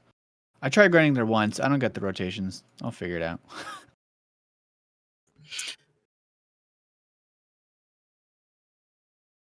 I think I have to pull a trigger and trade over to a full like evasion build. Like I just have to do it. I don't want to do it. I've been sticking with this DR build, but bro, a DR build gets hard countered by a Guardian. I did not know this, but like a Guardian with the same gear that I have roughly, they literally just one-shot me. Like they one-shot me, or maybe like they one-shot me down to 80%, and then they just like barely tap me. Like I almost got you that Dude, time. with DR, it's DR is so weird, dude. Because like Junior has full C20 armors, and I can still kill him in like 3 or 4 abilities, which is kind of weird. Yeah. Whereas like if you were evasion, you at least have the RNG to not die. But then it's like different evasion or different levels of DR and tankiness works different against different classes, right? Because each class has those like hidden modifiers. So like some classes get melted by other classes, and then you have more like protection against other classes. It's such a weird system. The overall problem that I have is like if I do distortions, then I destroy my build, and that's what I really want to go. I want to eventually go distortions, and like if I do that, then I lose 15 DR, or I mean 10 DR, and then that just hurts your build. Like that's what I really need. Is I just need an item that's not that. I need the evasion minus evasion version. And I think I'd be happy to keep See, my build. when I saw the new disto, I was thinking like, okay, that's cool. It's gonna be like an evasion reducing reducing disto, but they didn't. They made it like an identical copy. I feel like they should have made it a disto that reduces evasion instead of DR. It would have been very nice. Yeah, I feel like they could have done a lot with that. Like they could have done a high accuracy minus evasion or a distortion minus evasion version, right? The lot of stuff they could have done there. But that's it's basically like Leighton to Ogre, right? Yeah. But that's the reason why I'm thinking about changing over to evasion, just because with an evasion build, then I don't have to worry about losing the minus DR. I mean, maybe that's why I shouldn't worry about that, and just like I don't know. I mean, I think it would have been cool because like build diversity is one thing that they can do and focus on, but the other thing they could do is progression diversity. So like with this, because it's it's only from the dungeon, right? Something like that. Mm-hmm. Yeah. So what they could have done is make it so that this has a more linear enhancement progression and it's more common and not sellable. Right? They could have gone like the Kaposha route or something like that, where it's something that you can work on personally, and it will take you. It's for the people who hate enhancing and all that stuff and just love the dungeons, but they don't have to worry about. It basically kind of gets rid of the issue that we're all expecting, which is the dungeon going to be worth it? But if the answer is it's a completely like separate to the normal economy, but it still takes a large amount of effort, to get it to Tet or whatever. That could be an interesting thing, especially if you can upgrade it like 1 AP more than a Tet disto, To add longevity. Yeah, I think that could be something that really interesting they could have done. I doubt they'll do it. They'll probably just copy and paste it and start another game. But there's options they could have done. I could see that. What do you think? Do you guys want to go back to the class? What do you think the Awakening is going to be for it? Dude, I don't know. They could do so much with a pirate class. What if they go ranger route, where the pre-awaken is a scimitar, and then the awakening is that they go the opposite ranger. they start melee and then go ranged. I mean, people would love a class that plays like a gunslinger. It can be like Sage, like spatial magic shit, like, but people want a gunslinger feeling class. Like they really want that. So if they can somehow make that happen with the Awakening, I think that would be pretty pog. True.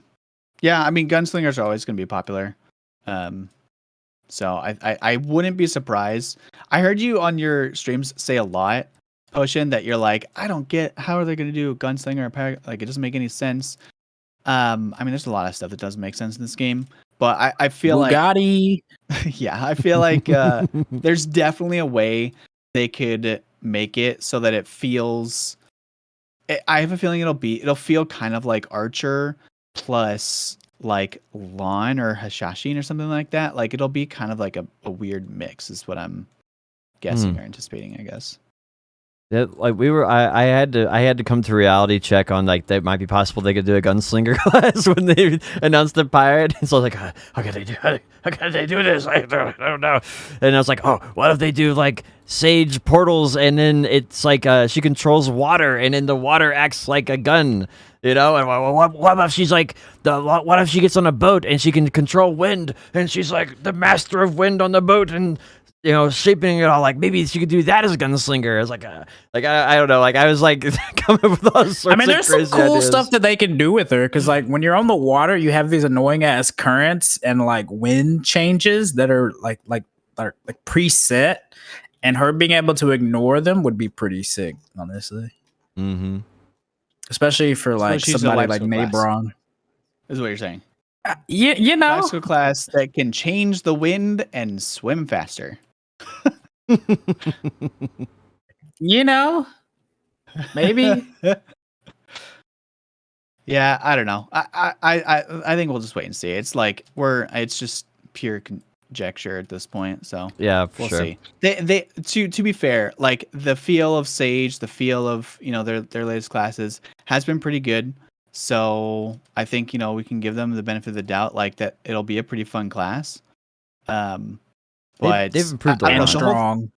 yes, and strong. The whole thing with water though, I'm hesitant because it's like then it's just gonna feel potentially like Mystic if they do it too melee heavy. You know what I mean? It's just gonna be like Mystic True. chucking water around. And then they can't really do a ranged thing because then it's just a wizard. So I don't know. True. I don't think it'll be water focused. I think it'll be kind of like Berserker theme in terms of like Yeah, or it's weaponry. like a combination of the two, right? Yeah. I would. I just want the scimitar main hand with the pistol offhand, dude. Whatever you make the awakening, do whatever you want because I'll just play Succession at that point. But just give us the pistol and a scimitar would be freaking amazing. The what's it called? What would you think of Blunderbuss? You think that would still fit the theme? That's like the guns where you just put like anything in the barrel and shoot it out, right? Yeah. It's like an old shotgun, basically, right? Mhm. Are they Yeah. one-handed or two-handed? I can't remember. They're apparently extremely heavy, which is why they fit the ideal weight of the new offhand. Okay. I mean, I could see it work. Like, I don't know. It just doesn't feel like to me. A pirate class is like more a rogue like archetype, right? They're like nimble, swift, crafty kind of things. So Yeah. having kind of like a big old like cannon style or like shotgun doesn't really fit to me. But if it's like more like a sawed off like hand pistol type thing, I mean, yeah, sure, why not? I mean, Yeah. like Misfortune, right? Like those are I guess blunderbusses, right? Or no, I don't even know. Maybe, yeah, maybe they are. I don't know. I mean, they look huge in game, but I don't know if that's how they actually are. Yeah. Let's see. Now, this is something that you can comment on, Good Vibes Guy.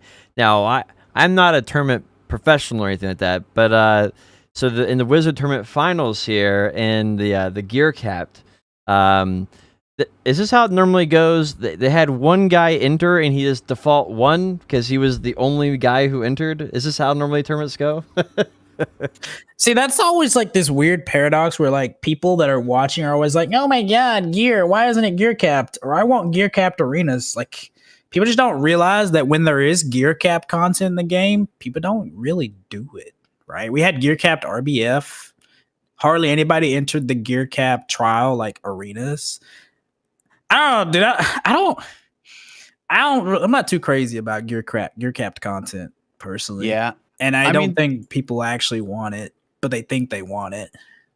It's like the newer players, right? That are wanting to get in on the action, which is fair, right? It's newer players with less gear who love the combat but can't really, they go in GVG and they just get one shot, or they RBF and they just don't have fun. So like it's those people, which yeah, for sure you should make content for them. To your initial question, Potion, the one thing I've learned as like a tournament organizer is that the like most difficult thing and highest skill ceiling ability is showing up. So yes, that is pretty normal for there to be a no show and then just you win. Like that's the unfortunate reality of like online tournaments. Is there's no accountability, right? I mean, Yeah. we put so much effort into the Black Spirit League, made it a weekly thing, made it this big like thing. We mistakenly tried to structure it like the LCS. And like, I mean, we had no shows. It was just a nightmare. It was miserable. So yeah, that's pretty normal. I do give massive kudos to Perlibus for putting it on. I think it's great. content. I think it's amazing that they're putting so much effort into it. I think it's a little overdue, and I am definitely salty about it now.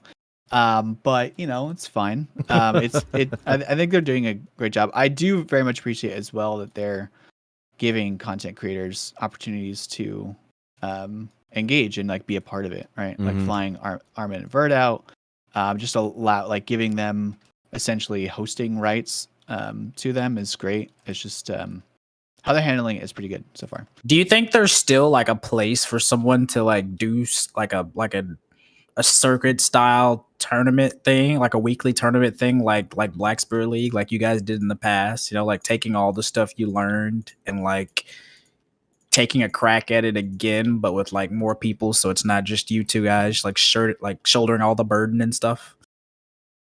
Yeah, I mean, we even like we had Heaton, just Elena, and like some other people. Like we had small staff to help us and facilitate, right? So we did recruit people and we did have help, but even then it was just a lot.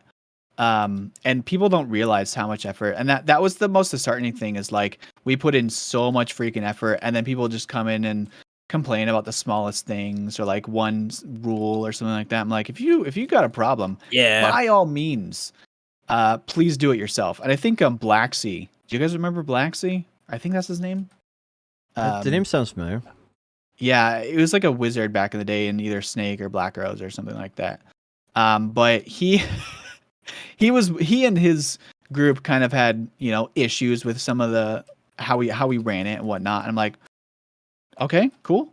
Go like try and run it, and they did. They ran the tournament, and I remember on the broadcast, he was like, Jesus, this is so hard. I don't know how you guys do this. And I'm like, yes, exactly. It's literally, I mean, I wasn't working at the time, so like it literally became my full-time job, like functionally, and I didn't get paid for it. We highly overestimated the amount of financial support that the community would give. I mean, definitely people appreciated it for the most part, and like we got a lot of positive messages, and like people appreciated the content.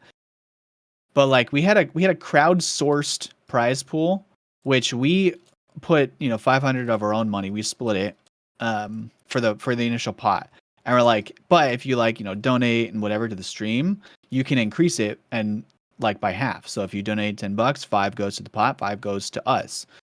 And I don't know, we got like $100 over the course of like 8 weeks, something like that. Like it's not sustainable whatsoever. Yeah, BDO is definitely not really a monetizable, like not really very monetizable for a category, especially because like if you did like some League of Legends tournament and stuff, like people are much more willing to like sub and stuff for League of Legends and things like that, like Fortnite and shit. But like MMOs in general, they're really hard to like monetize like or do like community stuff, because like it's hard to like fund rewards and things, right? Like prize pools and things. It's really difficult. You have to understand that everybody has spent all of their money on BDO, so there isn't much left to give to us streamers. Yeah, that was our thinking too. We're like, I mean, BDO's got whales in it, right? Why can't they just well, like there's plenty of opportunity in BDO, right? Like people got tons of money they're spending. It's like, no, they're spending it on crons and their own gain. I don't blame them. That's what I did. I thought about also doing like something similar to that, but I was like, dude, like, because I started like looking into it and researching. I'm like, dude, there's actually a lot of shit that goes into that. Like, I don't even know where you would even begin. Like, I mean, people run, like guild tournaments and like small stuff all the time, and like like just essentially, as long as the problem was like we put a lot of effort into making it professional, making it like a legitimate tournament scene that like people wanted to be in, et cetera, et cetera. I mean, it got to the point where a particular streamer who will not be named basically wanted us to rig the tournament to an extent, and then offered basically like sponsorship opportunities through their connections and stuff like that. And I'm like, I mean, I don't care what you offer, like, no. Yeah. Like what? No, the whole thing is built on like competitive integrity. Like that was the most important thing to the whole tournament. And we tried our best, right? We put rules that we felt were fair. Obviously, there's no perfect rules in an online tournament with DCs and all that stuff. and especially as in a game as buggy as BDO. But we did our best and we stuck to it, and we got a lot of hate for it. And so it's just the outspoken few, right? You hear that way more than the satisfied thousands. Oh, for sure. Because like I would literally watch it every Saturday. Even sometimes I'd watch the EU one. And like, I mean, obviously, if I have no problems with it, I'm not gonna type. I'm just gonna like pull it up on the TV and chill on Saturdays. It was like part of my, weekend ritual. But then you'd have the people that it's just like Reddit, right? Like you don't really post good shit on Reddit most of the time. You just go there to bitch and complain. But you could like when you see that all the time, day in, day out, when they don't even see like the effort you're putting in on the back end, like that could be fucking tilting, right? Yeah, for sure. I mean, I think now, like, because Prolabis seems, pretty willing to, like, get involved with the community and do stuff. And, like, you could probably get some decent support from them. So, like, theoretically, if Dark P and I wanted to, boot the old stream back up, like, we could probably get some decent developer support and actually, like, work with them to build something out. Yeah, they have a system now where like as BDO partners, you can apply like twice a month to have them supply like costume codes and things like that for like PvP events or different community events. I've never like used it, but the system is there. So Interesting. Yeah. Yeah, I mean, like the only thing would be sustainable for that, because I mean, really, you're working for free. Right, when you think about it, you're providing a good amount of value to them for free. They're literally not doing anything except getting you a few prizes. Yeah. So it even that was difficult. Though, like getting Cacao support for the later tournaments where we did get support prizing. I mean, Cacao, did as much as they could to work with us and get us that support. But getting anything approved. I mean, it's just nightmare. It's corporate. Yeah, it's corporate stuff, right? Like you got to go through approvals. You got to it's very tedious and annoying. So it was pretty difficult, but it was fun. It got me into esports and like where I am today. So I'm definitely grateful for it. Wouldn't trade it per se, but don't think. I didn't ask. Are you still at TSM? Yeah. Yeah, I guess we kind of missed intros, or like, beginning updates, but the floor is open. Go ahead. Yeah. So I'm still at TSM. I'm in the partnerships division. We actually just closed, the largest deal in esports ever. Wow. Which that's is pretty exciting. that's the cryptocurrency one, right? Yeah, we are officially now TSM FTX. FTX is a crypto exchange that bought a naming rights deal for $200 million. Wow. Whew. That's a lot of zeros. Yeah, pretty big splash in esports and whatnot. So that's pretty fun. Lot of sleepless and tireless nights for that, but definitely worth it. But yeah, that's what's been going on for me for the most part. And then I hit my Pen Blackstar, not maybe like hell yeah, so dude. fun. Why in the world do I not have a Pin Blackstar? Dude, you're the only one that's besides Tim. I don't think Tim's gotten one yet. But I just got to work harder, I guess. These 100-hour grind weeks is not enough. You're lazy, dude. I got 2, and you play more than I do. What are you doing, Potion? Potion, I heard you say it on stream though. You just don't like the method of getting it, right? Because like outside of buying it, you have to use crons, and that's like not fun for you, right? Yeah, I feel like it should be the same value of grinding to buying up the marketplace, but people definitely spend a lot less money enhancing it than buying it. There's large variance because like my first one cost me around 150, 160 bill at the time, and my second one cost me literally like 15 bill. Yeah. I think like such a hard variance. variance. Something like that. I got pretty lucky. To be fair, though, I think I decided to go for the accessories instead of pin accessories instead of going for black stars. So I feel like I have a lead there a little bit, but true, yeah. I don't have any pen accessories. Yeah, it's killing me inside to see everyone else have one. I'm trying not to be jealous. It's really hard when you guys keep clicking them. Yeah, Kerr, stop it. Okay, but dude, look, I'm going for pin accessories now. I have one. I bought a pin Tungrad necklace a couple months back for like 86 bill or something like that. So I'm going for the rings too. Like my accessories are shit. I still use a pin Kaposha ring as one of my accessories. Like the accessory department's kind of rough, but slowly. So it's kind of like the same value, right? You're like all your accessories are done. Yeah, I mean, I still can't kill people. I don't know what's up with that, but Bro. Dude, I don't understand gear in this game anymore. Like, what's the point? I get one shot and I can't kill people. And Yep. I'm like, I think I'm 296 Kudum. Like, I have gear, but it doesn't feel like it. yeah, it doesn't matter how much you get. It always feels like you're getting killed too easily, and it's too hard to kill others. Yeah. I think the main problem is that if it was like less healing and less burst damage, then even if I didn't get the kill, I wouldn't feel bad because I didn't die. But like in this case, it's like you always die, right? It's almost always you die. So I don't know. It definitely doesn't feel good right now, at the very least. Time to kill is really weird, especially because like it used to be, you know, like potions would have a 4-second cooldown. Now it's like 1-second potions. So it's like even if you did have the gear to kill someone, you have to be able to out damage their pots, because if you can't one combo or at least 1.5 combo, then like they just won't die. Mm-hmm. So then it kind of like forces into like a one shot meta, but then getting one shot doesn't feel good. Yeah. Oh, it's kind of like a really weird middle ground, I guess. Where like you got to be able to one shot, because if you can't one shot with 1-second pots, they'll just heal. True.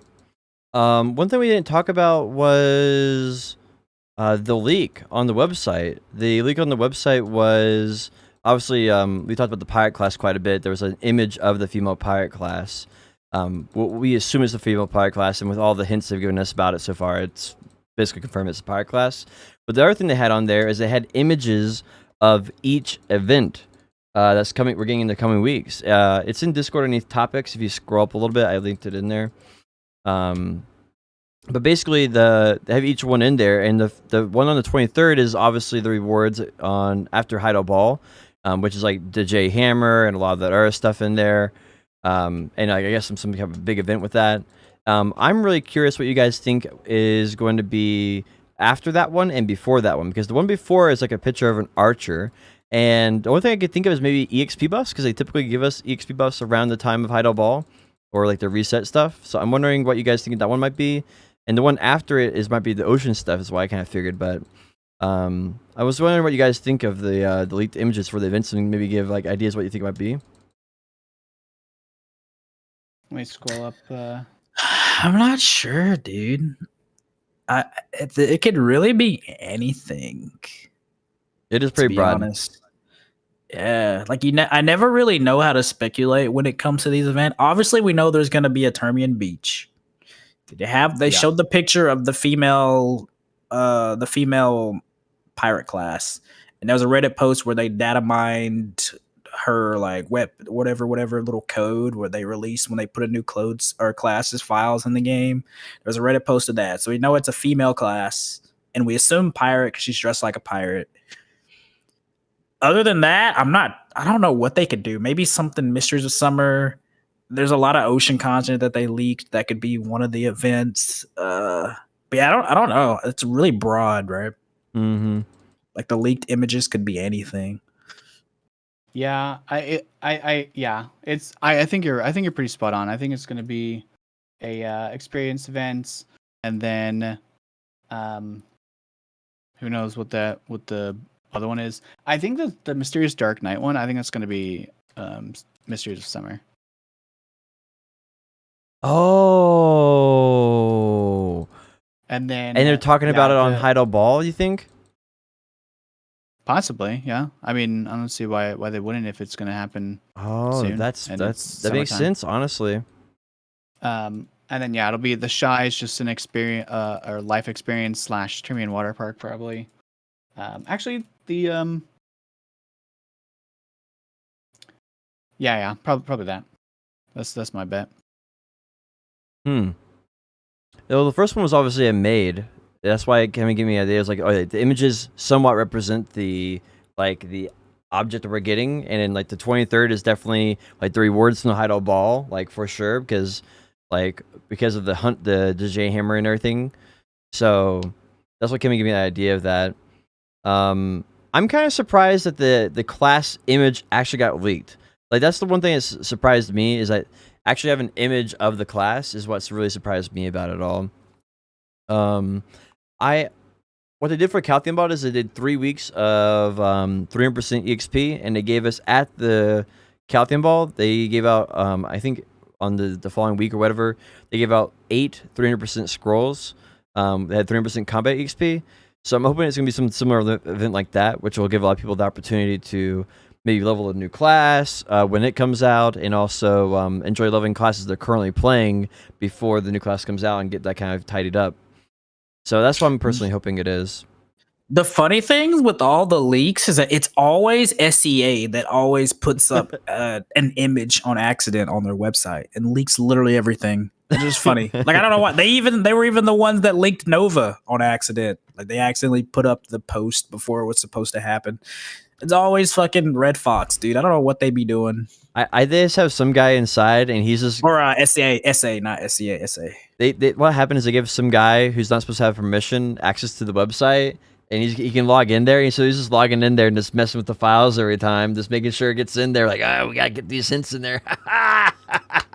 and then he's not in charge of it, so they go to the guy who's in charge of it, and he's like, oh, I double checked it. I knew it wasn't in there this time. I don't know how it keeps happening.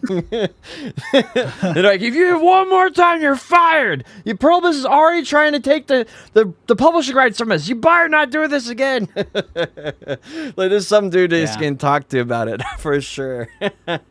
Never happen to Cacao. Just saying. No, it didn't. It didn't happen. And you guys are better at answering tickets in Pearlbus. I keep hearing people in chat are like, holy shit, dude. The ticket thing is garbage, bro. Oh, there's people who they've put in a ticket when they took over and they still got a response. I mean, that's months of waiting. Tickets are fucking garbage. And they no longer recover like any crystals or anything lost if the server was having shit connection, like if the server was lagging. And it's fucking crazy. Their customer support is so bad now.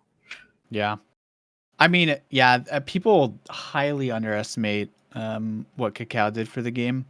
And I mean, the problem is like 90% of it was behind the scenes or stuff that they can't like express publicly. Right. Well, so like, like intangibles, basically, right? Well, no, it's not just intangibles. It's like I think they actually went to bat for several times against pay to win. And ultimate say-so goes to Pearlbus when it comes to their butting heads. Pearlbus gets to say, yeah, we're going to do it anyway. And so, like, there were several times that it was very clear to me as a player where Cacao Games like, hey, they don't want this. They really don't want this. Here's the blah, blah, blah, blah, blah, 500 reasons I don't want it. And it still happened. And, obviously we won't know all those cases and stuff because it's, they're no longer in charge and, and everything. But I definitely feel like there was I wish that they again gotten the credit they deserve in a lot of those areas. Yeah, I mean, I can 100% guarantee you that, the GM, CMs, everybody, they expressed the concerns that NA and EU have. I think one of the many issues was that the lack of like lead time and communication. So by the time we like learned about changes, it was too late. You know what I mean? So like, if they decided they're putting pay to win in the game or whatever, or like a change that we know is gonna like people are gonna react badly to or say yell cry pay to win, the point at which we got it was too late for them to actually implement feedback anyways, right? Sometimes they would give us a heads up. Sometimes they would be like, hey, this is an idea that we're thinking about, blah blah, and like they would actually give us room to give feedback before just like running with it. But a lot of the time it was just like, hey, we're doing this just like by the way. And we'd be like, this is gonna be bad, people are gonna hate it, yada yada yada. And sometimes there'd be compromise, but a lot of times, yeah. Basically, bottom line is yes, 100%. Like, it's not like the it's not like Cacao. It's think about it this way: the GMs are not the ones being paid buckets of money. So like, and they're most of them are players too. So like, they have zero reason to be like, "Ha, screw the player base, give me my money," because they're not seeing that money. Where I didn't see any of that money. Yeah, Like exactly. I had They're no not, incentive. it's not they're to getting commissions increase and everything, right? Exactly. Yeah. There's no like commission or like incentive program. You just fill out tickets and try and do your best to communicate sentiment and whatnot. So it's like there's literally zero incentive for at least at the lower level, right? Yeah, Cacao's company, yes, they want more money, but yeah. Yeah. The funniest point for me was Cronstones. Or like was it Valkscry? So before Valkscry and like, costume melting and stuff was in the game, everybody just called it Valkscry. Everybody said the moment that Valkscry enters the game, it is now full pay to win, right? That was kind of the universal line that most of the player base drew, right? Mm-hmm. Back in the day. The issue was, so Cacao, pushed as far as they could to get that not pushed in because of obviously whatever, but because that was a well-known line to draw, right? So like they tried their best to find the best ways to implement it. Problem is because they called it Valkscry, they focused on implementing ways to get actual Valkscry items in the game. So that's why like Lila's petals and stuff were introduced, et cetera, et cetera. If you remember back to the posts, that's what they focused on. They said, we understand there's a lot of concern about Valkscry, et cetera, et cetera. So we've added, ways to get it in the game. People are like, oh, okay, cool. You can get it in the game. Nobody actually realized that the main issue was not Valkscry, but melting costumes. So like the community was outcrying against Valkscry, and they addressed it. The problem is the community is dumb and was crying about the wrong thing. Yeah. Well, and it's because we already had Valkscry on NA, but the Cronstones were like, I guess at the time, 1 million from the vendor. And since Cronstones were 1 million from the vendor, like we're like, it's not a big deal. You couldn't melt down costumes, so it wasn't like on the radar of like possibilities you could melt down a costume for Cronstones. Like there's no way they would ever do something like that. I was like, I definitely like, that's when Dark Crusade quit, when they added Cronstones to costume melting. That's when he quit. He was like, that's the line. Like, I can no longer compete with the people who can spend money in the game, so I'm no longer going to play. Yep. Funny thing is, he came back and still had more gear than majority of players because he had fucking Tet accessories back in 2018, 2019. Fucking crazy, dude. Yeah, that guy's nuts. Isn't he like a doctor now or something crazy? He has something in like accounting or law, something like crazy in maybe it was law or was it accounting? I forget. Some kind of like crazy degree. Yeah. Good for him. He got out before he had too much money to lose on video. Yeah, you can just come back and pay win all the gear now. Exactly. He'll come back and do the exact same thing that made him quit in the first place. Yeah, it's finance. Yeah. Nice. That was the reason why I quit BDO when they added the Patrigo. They added Patrigo to the game, and then they added where you could sell 5 costumes to the marketplace, and it was just enough money to be able to buy the majority of times Patrigo would list an outfit underneath that price. And so once they did that, that was where I quit. I quit for like 4 months. I played all the games and beat them all that I wanted to play, and I was like, I'm bored. So I was like, all right, I'm going to come back to my desert, but I'm not going to try hard anymore. No. And I mean, I don't try hard that hard anymore. And I definitely spend less money on BDO. I don't know. I guess I don't know. Maybe I failed at that venture. I did quit for like 4 months though because of that. Yeah, I quit BDO for like 8 months, but it wasn't for any reason. I just like I started the job at TSM. I had like a 2 hour commute. I just didn't have time, and I went to Ooh. TwitchCon in was that 2019? Yeah, I went to TwitchCon. So I didn't log in for like 2 weeks, and I was just like never booted it up again. I was like, okay, played League and stuff for 8 months, and then COVID happened, and I was like, working from home, and I'm like, just thinking about all the stuff like how this is kind of like an ideal situation for BDO. Like just like semi AFK all day Mm-hmm. and whatnot. So I blame Do COVID for you bringing me miss there. like TwitchCon and stuff? Because I've never went to any kind of gaming conventions or anything, so I never got like that experience. Do you guys like miss those things, like those kind of like conventions where like communities come together and stuff?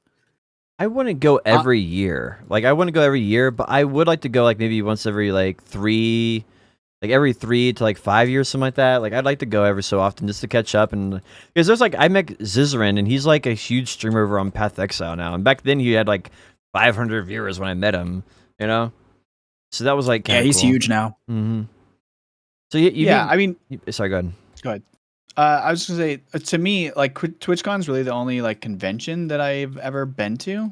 For so I enjoyed it. I also like, I mean, I feel like the BDO community in general on Twitch is like really strong, right? Like it's small enough, but like big enough that it just makes for cool experiences, and then to be able to meet people and stuff.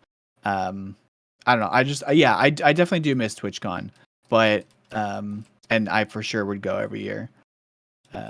Actually, I have been to every single TwitchCon. Fun fact, Really? since inception. Yeah.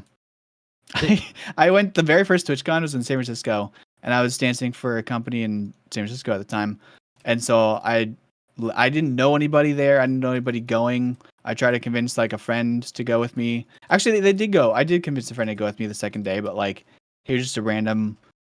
Like he wasn't like into Twitch very much at all, so he was just like, okay, I guess I'll go, but there's nothing to do.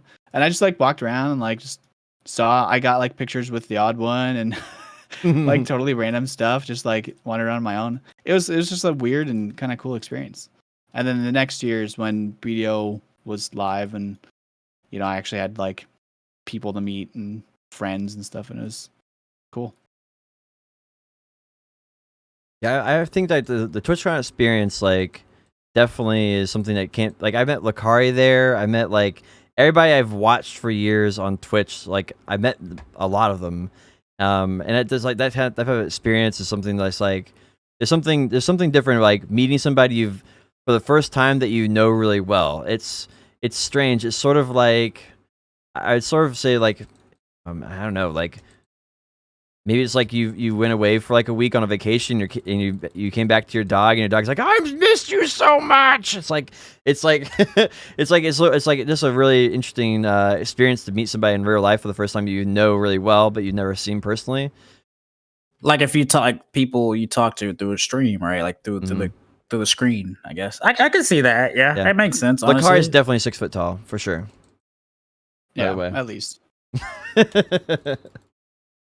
But no, I mean it's like I mean Potion, I've met you, but like Kerr, I've never met you in person. It would be like, we know each other. We like talk. We're like, exactly. Yeah.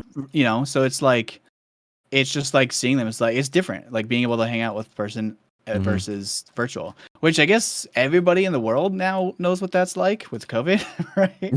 It's like now everybody knows what it's like to kind of be a game, like socialize as a gamer per se. True. Yeah, and like TwitchCon just I don't know, it really sounds like it could be cool because there's that one year, right? The last time they did it, where like Cacao, you guys hosted that PvP tournament, or was that PA that hosted that, where they had like the NA and the EU 3v3 tourney? Oh, that was Cacao. That was when Dr. Paz. That was pretty much the beginning and the end of the BSL because Yeah, that's what got us there. But yeah, no, that was Cacao. Funnily enough, Pearl Abyss had a booth for Xbox and PS4. They had a booth at TwitchCon, like pretty close to the Cacao booth, and they like mentioned I think they told Cacao about it like a week beforehand or something like that.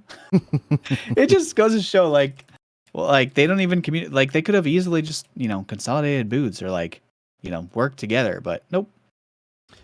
Just fun fact. But no, that was so mind blowing because I went to the wrong one at the start. I was like, I thought this was gonna be a lot bigger. I was told this was huge. I was like, why? Where's the PCs? Like, why is there consoles out here? Like, who are you? It was Sherna. And he was like, That's kind of funny.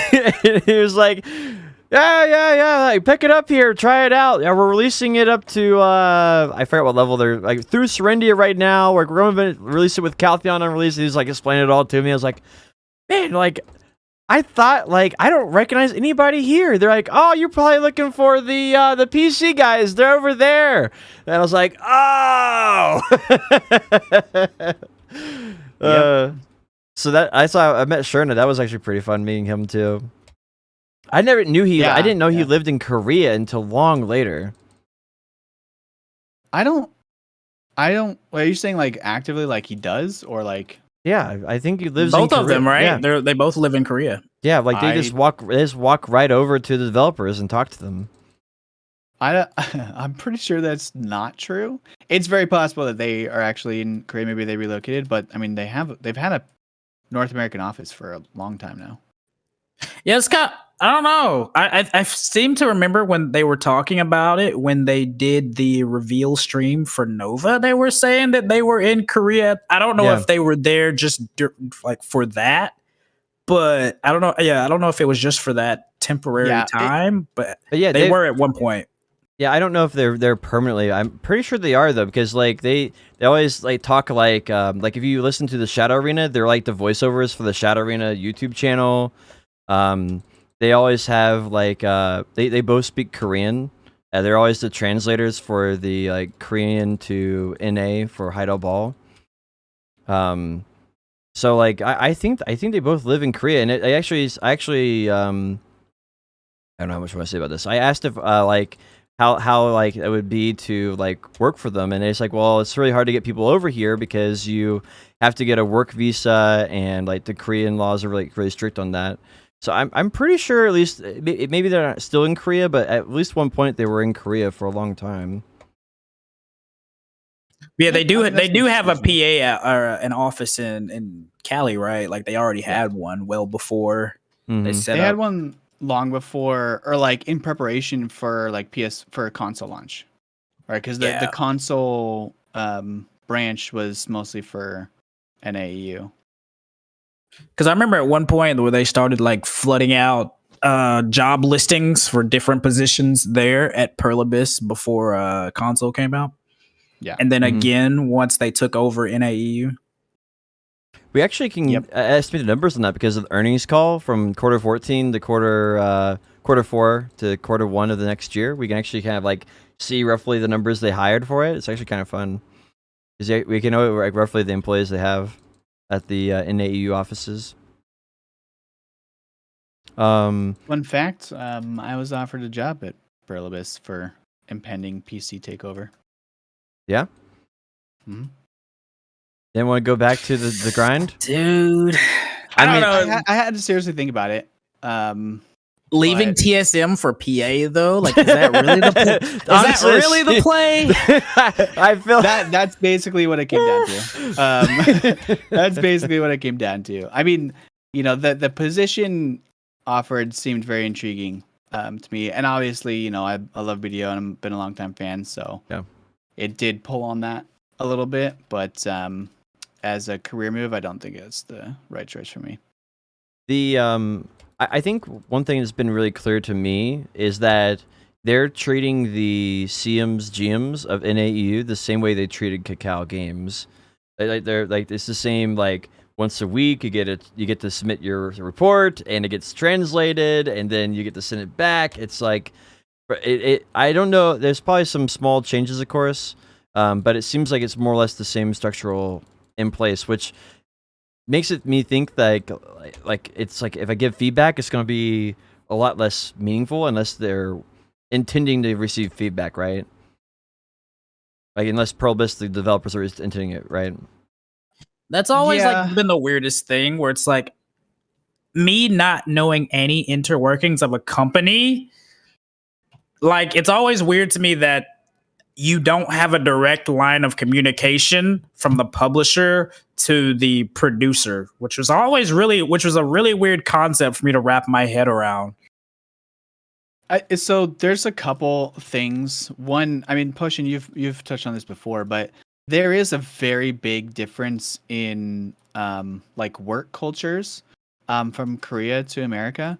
Like a Korean work culture hierarchy is everything. Mm-hmm. Like it really matters. Like I couldn't go to, I couldn't like send a message or email. What's the direct producer's name? Jae Jae-hee something? Kim, right? Yeah, Jae Kim. So like in no world would I, even if I worked at Pearl Abyss as a CM, right? In no world would I ever probably speak to him directly. I would need to go through my manager. He would need to go through the proper channels to like get the message to him. So in that sense, just internally, like in Korean like work culture, that's kind of like the norm, right? It's a very hierarchical.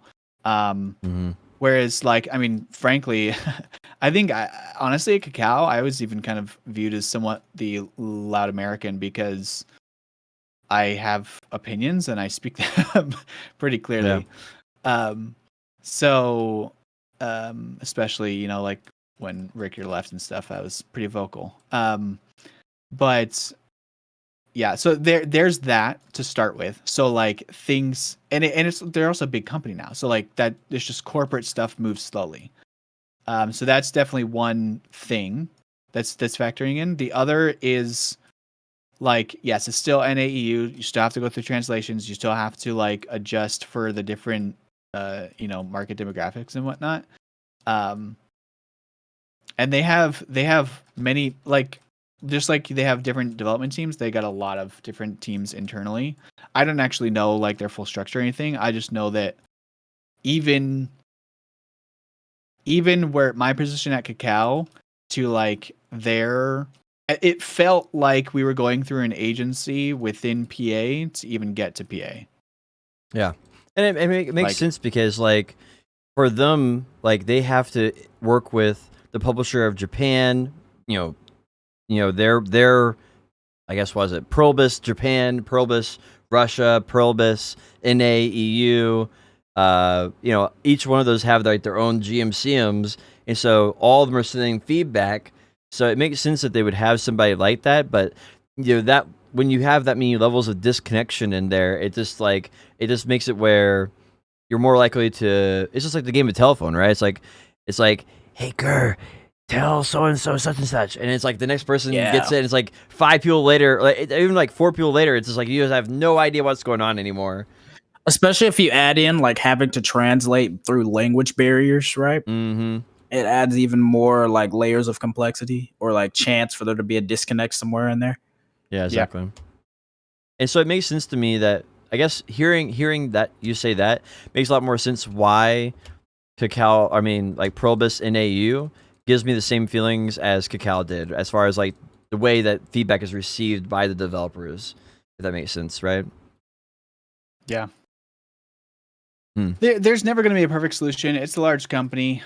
I genuinely believe that, the GMs and CMs, whether at Kakao, whether at Pearlbis, they're players, right? Like we talked about, they're not thinking about the bottom line. They're not thinking about business decisions. They're thinking about what's the best for our players and what's the best thing that they can do for them. So like, I have faith in the GMs and CMs, and like the people who are listening to us, I do believe, or like I would trust. It's just where it's up to the higher ups to decide where all that stuff fits within the greater pipeline. Yeah, it makes sense. That's just the tricky part. And I mean, it's going to be like that in any company. You know what I mean? Yeah. So.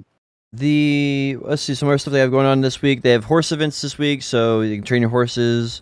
Node Wars buildings got buffed, and you can now repair faster, or I guess you can repair more HP, which It feels like there's buffing healing, and they're not learning the lesson from buffing healing on classes. So kind of monkey yikes that they're buffing healing on structures in Node Wars. Let's see. They had a Node War bug where they had to take down the servers this week, and I'm just so surprised how often they had to take down the servers. Like, I feel like every week there's something. Yeah, it's been pretty frequent lately. Dude, I put my alt on a training dummy for 48 hours because I knew I wasn't gonna be at home for 2 days. And literally like 3 hours later, they did some kind of emergency maintenance, dude. So I got like nothing done in that 48 hours. That's just your fault. There's like you should Fuck, know better. dude. I only recently started using training dummies, and I like so often just waste them because like every week I always forget about maintenance and just waste the buffs. Yeah, that happened to me several times where I'm just like, the 16 hours, we'll be back. And then it's like, 3 hours from now is maintenance. Like, oh, gosh. Yep. What else do they have in here? Oh, dude, this is my favorite global lab change yet. I keep hoping they continue doing these quality of life changes. This one is you will now continue digging or bottling water after getting a sharper hard. About time, dude. No longer have to equip your matchlock. This is the type of changes I want to see every week, because these type of quality of life changes are like the super low priority ones that they almost never do. This has been a problem in the game since launch, like for the bottling, and since the desert came out, like it's been like holy smokes. I'm happy this is happening. It feels like to me like they've just had this little trend, right? I can cancel workers. They actually cancel now, and I can nickname it workers. Like I like the I don't know, the byproducts of cooking got reworked. Like there's a small little quality of life things that are happening now, and I'm liking it. I just want to see a lot more of these, you know. Wait, does anybody actually gather water in this game still? Hey, dude, I was doing it because I couldn't figure out what to do AFK overnight, so I was like bottling water. Okay, well, there's still one person that bottled water. Right, I'm just thinking out loud here, but just saying that they maybe add some way where you could automatically pop energy pots and then gather in the desert. I mean, that would be some pretty good. That'd be some pretty good AFK money, I'd say. You know, compared to fishing. So I don't know if they'll ever add anything that allow you to auto pot energy pots. But that might be something we start seeing pop up a lot more in the desert. You know, if they ever do that. Like, but why? Like, why do we need a new AFK thing to do as opposed to just improving the ones we have? That's like literally my biggest thing with BDO is I mean, you guys talk about it all the time too. It's just like you stop making new stuff. Just focus and improve on the stuff that's in the game. Because it gets so bloated very quickly because they have good ideas. They put out good content. Clearly, they have some skilled developers on their team. But we don't need more stuff at this point. Like that. Like, I agree. You know what I mean? Like, okay, let's say they take that change potion and they buff it. It's like, okay, now they're going to have people optimizing for that. It's going to affect the economy. And now they're going to like gear towards that. And then fishing's still going to be where it is, where it's been for the past how many years. Well, I was more saying that people might be using macros for energy pots, but I wasn't going to say it directly. But that's what I was saying. I think we might see people start using that because I don't think they bother with it right now. Banning people for it. I don't think it's not an issue for like energy, but it will be now. I think it'll be something that like it's going to be people using macros for like drifting or like it will be stuff like that, or like feeding pets or something like that, or like feeding workers. Like they'll do like a little small stuff. But I think it's something that definitely will start becoming a bigger issue now if they're not careful. I do think this is a really good quality of life change, but something that they need to. I feel like they need to keep like some trackers on, make sure people aren't abusing it in an unhealthy way. That seems like the easiest thing in the world to track, though. It's like, okay, if this person is doing literally no inputs except for every 15 minutes and 10 seconds hitting one button, that's pretty suspicious. So I like that I don't know, that's like a non-factor to me because Yeah, that's like fair. having it's like it would be like a minor convenience thing, and they already have like pretty somewhat okay macro detecting stuff, it seems. So like I don't know, that doesn't worry me at all. Yeah. Just seems like yes, that is a good quality of life improvement. However, it's for something that doesn't matter whatsoever compared to the many things that they could have focused on. I mean, Sure. yes, I get it. There's different teams, different priorities, blah blah. I'm but happy. still, I am like, happy with like small adjustments like this though, because like small and steady wins the race. Like they could easily do something along the lines of this for like they have hunting spots, right? The same team that's doing the small quality of life for this, when they get done with that, could just go on and be like, oh, we're gonna buff the yaks and Dregan to actually drop proper amounts of meat or something, so you actually can make money there with hunting. Like I don't know, like this, like small change. That's like another example of a small change that would be something that people would actually enjoy.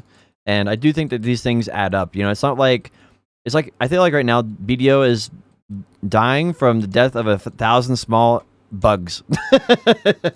It's like oh well, I get attacked and I'm hovering over my meal. Oh, it's gone. Oh, it's like I'm trying to repair my gear on my tent, and you get attacked. Oh, it's gone. Like it's like. I feel like there's like a lot of bugs like that, and like a little inconsistencies where like, oh, I want to AFK gather water for an hour, and then I got a sharp right when I step away from the PC, so now I got one water and a sharp. So I think just making the game more enjoyable through the small things like that, I think is good. I am actually a pretty big fan of this. I think I might actually like level up my next character with Gathering in a Desert just to see how good it is, because I haven't done it in forever. Bruh. I mean, I have Artisan Gathering and all the other characters for my life fam, so I was like, what? I got to do something different than Wild Herbs for the 20th, 30th time or whatever it is. So, speaking I feel like there's a lot of characters little on herbs? things I could do. You've leveled characters from gathering herbs? Well, I don't. I love my Gathering level at Wild Herbs. I have gathering level. Okay. Never mind. Yeah, I mean, I got like level like 23 off gathering them, I think, on my Guardian or something, because I didn't level her.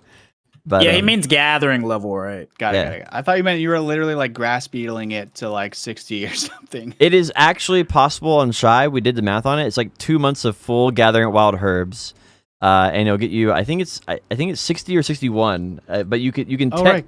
We mathed it out, and it's like it should be something around 2 months to do it.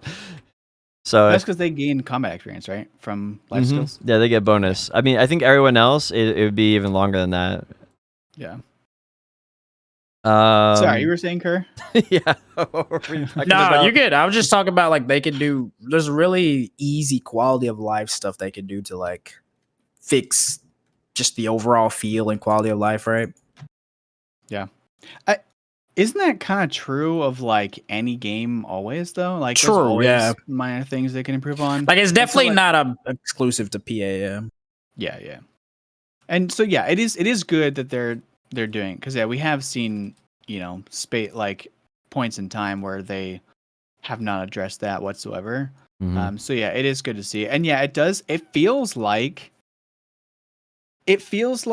not I think Cacao, I don't have knowledge of this, so let me preface with that, right? This is not like insider knowledge or anything, but it seems like Cacao had a pretty sweet publishing deal that they got at the beginning, because they didn't know how it would do in the West and all that stuff.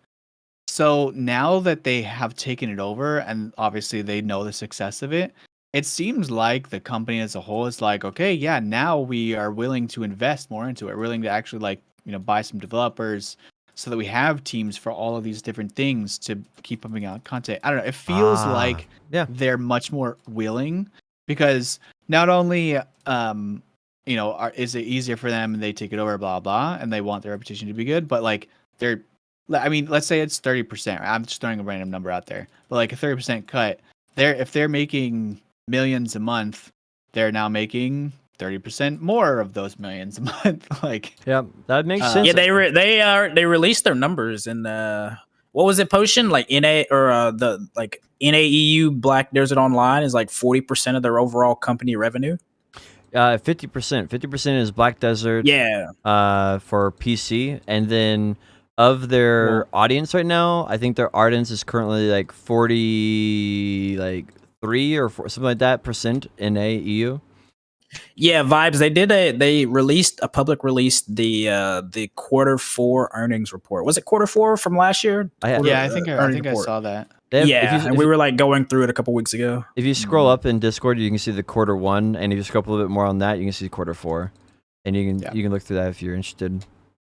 But no, but what I'm getting at is like, I mean, we all saw the massive, like, obviously they were trying really hard. They did a bunch of events. They, hyped it, the whole transfer and stuff up, and like now with the tournaments and all that stuff. But even in the development cycles now, like you can see. I mean, I saw there's like an increase in developers and spending and stuff like that. But it's good to see that they're actually reinvesting into the game, right? They're investing into more development resources. They're investing into it, which is good because they're $1 billion company now, and like this is their flagship game. So it's good to see that they're not sitting on the money. I'm curious if what that is though, because I think there's 2 reasons it could be, and I think like it's very clear to anybody who's playing Black Desert right now, who's been playing a long time, that they're investing way more into Black Desert PC than they were 2 years ago, for example.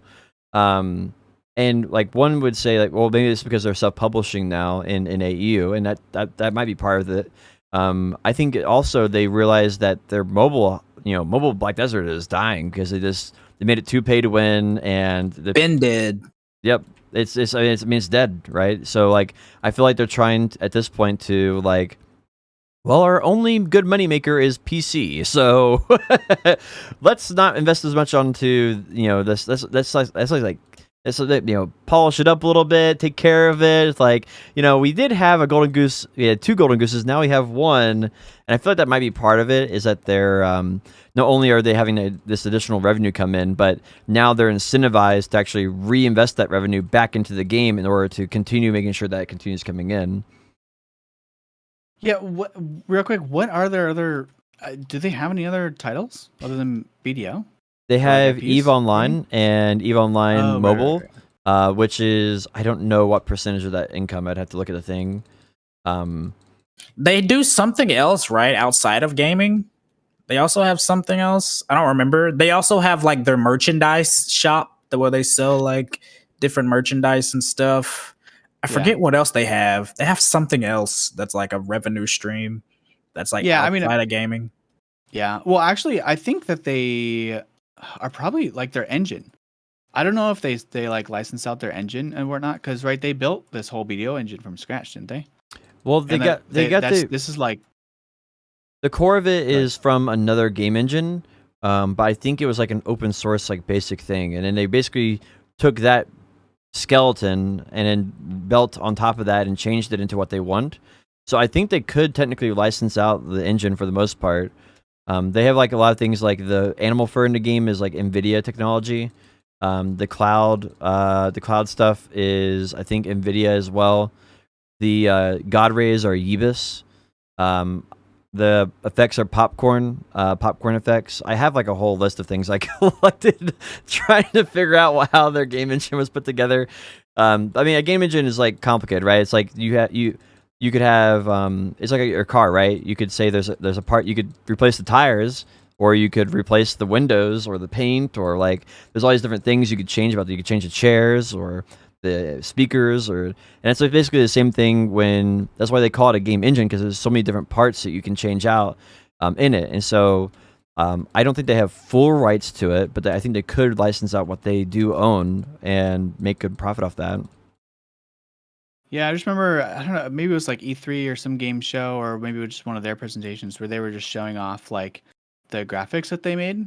And it was like a picture of a house, like with big windows looking outside, and it was just like really, really. I remember that. Graphics. Yeah, do you know what I'm talking about? That's NVIDIA. That's NVIDIA technology. That was like the precursor to like ray tracing, from NVIDIA.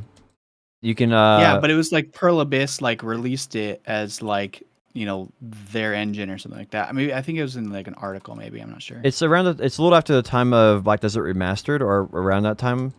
You can find it, but it is directly related to NVIDIA technology that was coming out at the time, and basically NVIDIA wanted to get their technology out there and like play tested, and so a lot of things in Black Desert are ran through NVIDIA to like showcase their technology. So yeah, I don't know exactly how much of it is. I'm not like an expert on that, but there is a lot of NVIDIA that is from NVIDIA's side. And I'm not sure how that works. I'm not sure if they're paying NVIDIA or NVIDIA is just giving it to them in order to like showcase it, and they're like, play testing it or something. That's actually how they got into Shadow Play too. They got put into Shadow Play, the GeForce experience, because of that. Yeah, I mean, they have like deals with all sorts of game developers, right? They give out dev kits and have deals with them. No surprise there.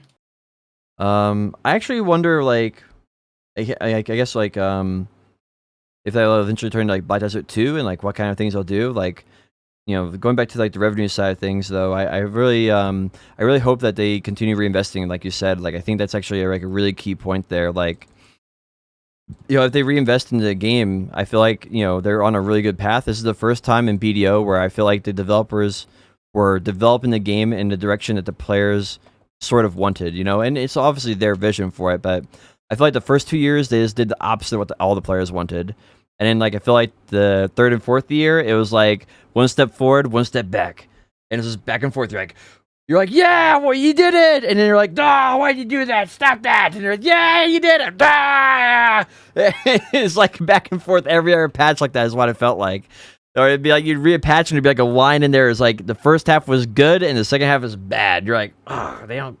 And then now I feel like now it's like always they're slowly going in the correct direction, and I feel like they've learned a lot of life lessons, both Pro Abyss and the developers themselves, about how to make games and growing pains. Because at the beginning they never anticipated it being this big. Like I think they had $200 million investment up front. And like that was like they've turned that and it's turned into a $1 billion company, right? So I think they never anticipated quite the success that it had. Yeah, I guess going to like a broader subject. I mean, correct me if I'm wrong, but I feel like most of us at this point are feeling a little bit of just kind of burnout, right? It's just same stuff, same gear grind, same everything. Even like. So what in BDO, what radical changes in BDO could they make to make you like just be like, okay, this is a fun game. I'm enjoying this. This is like, it's got great replayability other than just the clear progression, because progression, in my opinion, progression and combat have been the sole reasons that BDO is as successful as it is, because they built the progression system in such a way that it's so long term that it's rewarding and like it's fun to grind towards your next goals, but it's to an extent, right? Because now we're getting to the point where it was fun because you got those little hits every now and then as you're leveling up and gearing up, but now we're at the point where like pen Blackstar, pen accessories, blah blah, these things are like super months and months long term goals potentially, depending how much you play. So like they need to do stuff like Shadow Arena. You remember Shadow Arena, right? Where it was like in the game and it was something fun you could do with your friends, and you could like do it for progression, but it was still like a fun thing. I think one of the biggest mistakes they ever did was removing Shadow Arena and trying to profit off making it a standalone, honestly. Because Shadow Arena was so good. Picture for you. You keep talking. I'll find it.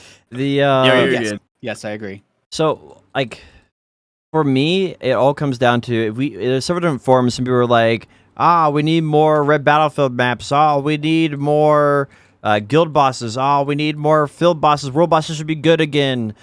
We need dungeons. We need raids. We need to fill in the blank. But it all has one thing in common. Almost what everybody wants has one thing in common. They want the ability to interact with other people, whether that be PvP or PvE or PvX. They want an interaction with other people, whether in some way or capacity, and BDO lacks that in a really, really dire way. And I would like to see them turn a lot of the game systems on their head, and so to speak, where it forces people to interact with each other, and like, and obviously that's going to make a lot of tension in some of the situations, and so I feel like the initial effort should be not mandatory but optional. But an example would be like fishing. Like fishing is like a single player activity. Like make it where you can catch a fish and you can basically skin a fish, keep all the fish meat in your boat, and then you can have one mega fish on the side of your boat. And if someone catches the mega fish, it's theirs. And like I don't know, like some type of player interaction. That's just an example, but like some reason to be in a guild and like working together in a guild. Like, and I'm saying these. I'm not saying it has to be like a multiplayer experience. I'm saying it's like a good example would be like flagging up at a grind spot. Like there needs to be some way where you're interacting with other individuals, whether that be like through intentional or non-intentional. Like it doesn't have to be group activities, but it needs to be some way to interact with other people. Like go to a town and then you get a bounty to go kill somebody, right? Or like go to a town and someone says, "I want to buy a fish," and you're like, "All right, I'll go get your fish for you." Like it's not like you have to be with the person, drive them out there on your boat. You know, he just says, if you bring me a swordfish, like I'm going to pay you 1 billion silver, right? That's what I want to put on my wall or something. Like those type of activities are where you have a more personal relationship. Because right now it's like I go grind at a grind spot, I go listen to the marketplace, somebody I don't know buys it, and then there's no interaction there at all. And I don't think all BDOs should be interacting because most people who play BDO don't want a lot of interactions. But there needs to be some element of that comes into the game to kind of make it like more diverse. That's what I say. Like it either needs to be that, or they need to like completely throw out some of the systems they have and like and make like harpooning where you have to actually like spear a fish in the water or something. Like I don't know. They need to either do interactions or they need to like turn farming into Harvest Moon or something like that. Like they need to do like some extreme scenario that would not be expected, because right now people are tired of the expected, so you have to do something that's unexpected, and that might not be what everybody wants, and that's called a risk, right? So like you could tear out all farming, make it where you invest 100 CP into a farm, a farming node, and then it turns into Harvest Moon. You can get cows there, you can get chickens there, you can plant crops. It's like seasonal. I don't know. You could do that, or like you have to do something that's crazy, something that people would not expect. I think a good start for that would be an example would be Pirate Class. No one would have ever guessed they come up with Pirate Class ever. Like, and so I think that it's like a good direction to go is doing things that are unexpected by their player base. Yeah, I would just like something completely out of left field. I think it's not even a BDO problem. I think it's just an MMO genre in general problem, where no matter what MMO you play nowadays, you just kind of want something different, something to like buck the trend, because they're all like kind of the same, right? Whether you pay the theme park style, you're kind of just waiting for that 6, 7, 8 month update that like gives you something to do and invalidates your old progression so you have something to go for, or whether it's just BDO or it's like you're soullessly grinding for 2 AP so that you can grind 5% more effective. I think it's just like an overall MMO thing where we just need something different, right? Yeah, it could be metas too. Like that's what League of Legends does, right? They just change the meta in the game, and then even though it's a pretty straightforward game, they change the items in the game and new meta emerges, and then they changed the class balance in the game, new meta emerges. They changed the way jungle they buff like beginner mage, like beginner junglers, and new meta emerges. Like, and that creates like a lot of diversity and changing gameplay habits and stuff. And you know they could do something like that where there's a meta in BDO where maybe it goes from like life skilling to grinding to like trading for income or something like that. There could be like income diversities. I mean, that's what I thought Season originally was, right? A way for them to do like really crazy different like game changing things. Instead, it kind of became like a rinse and repeat, just rush through the story and stuff, which is kind of weird. I feel like Seasonal had a bunch of potential to capitalize on. Yeah. Which is probably again why they like disabled it for now to like re-hit the drawing board. I've been saying go ahead. No, I was gonna say, I mean, metas, like we have seen many different metas over time in BDO. That's just something that happens naturally. Sometimes like back in the day, life skilling was king. You could make way more than if you knew what you're doing. Like grinding. Now grinding is better, et cetera, et cetera. And for class balance, meta shift all the time. There was once upon a time where Ranger was top class. So that does happen, but in MMOs, especially like BDO, that happens far less frequent than a game like League of Legends. I don't know. I think I guess that's too broad of a question, right? Because everybody's got different tastes in BDO, and because BDO's got so many aspects to it, there's many different aspects to improve. So I guess you'd have to break it out, like life skill, what's the improvement? PvP, what's the improvement? Or what kind of change are you looking for? So I guess to get it more specific, like for PvP, Kerr, I don't know, Kerr, you PvP a bit, right, Kerr? I do a shit ton of like RBF and like Yeah. all the time. Yeah. Hold up, I'm gonna see like somebody over here. I'm gonna flag up on them. Oh, okay. So now you can join the PvP conversation. Got it. I'll be just give me a second. I'll be right back. Okay. Let us know when you come back with expert knowledge on PvP. But no, I mean, like, would you people always talk about ranked arenas and like instance PvP essentially. Is that something that like you are interested in or excited? Would that get you excited in the game again? For sure. Especially because like it's really low hanging fruit. They already have the like circle arena in the battle or in the BA, right? Like that stuff like that's really, really low hanging fruit that I wouldn't even imagine would take a whole lot of development time, even if they just use their own arena of Arsha that we currently have. It's just like a base. Caveat, I've never done any kind of like development and coding and things like that, but I don't think it'd be hard to implement something like that, and it would make a lot of people happy, right? So I think I'd like it. I from my limited knowledge, which is possibly somewhat more than others, but honestly, I don't think it's that much more. I don't think it's as feasible as people think, right? People are like, oh, it's just so simple. Just add it in. The way that, I mean, if you think about how the game is structured with like the different servers, they had to create, like Marnie servers and stuff like that, which does, True.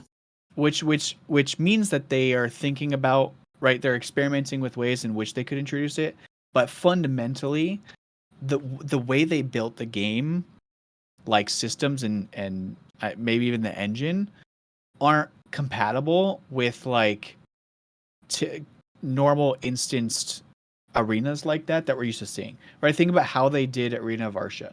I don't think they did Arena of Arsha the way they did it for immersion's sake. I think they did it because of like technical capabilities, right? They put it in the physical world on each channel, and so that's why you have this really terrible clunky system to even access it. They would have to essentially create a new structure or restructure some of the current systems in order to accommodate that. So I think it would be a huge lift to put that in the game, which is one of the reasons why it hasn't been so far. All right. They have such a weird way of coding, it kind of seems like. I'm back. I died 2 times. I got 1 kill. So I don't know. Maybe I'm not an expert yet, but I guess you're a PvP god. Yep, that's the BDO experience, dude. Kill someone 3 times and they come back and kill you. It's like no, they killed me twice and I killed them once. So they got the opposite. Oh yeah. That's like the opposite experience, but same thing, right? So I mean, I guess you're right on the different servers and stuff. Like one of the big things they did with the season technology is they had the ability to create new servers for the first time that were kind of more instanced. So like that's what we have for the dungeon. The final encounter in a dungeon is instanced. And we actually have the Red Battlefield now is all the not Red Battlefield. The battle arenas are all instanced now. They're not on a server anymore. As far as I'm aware, they're not. They're on their own individual channels. Yeah.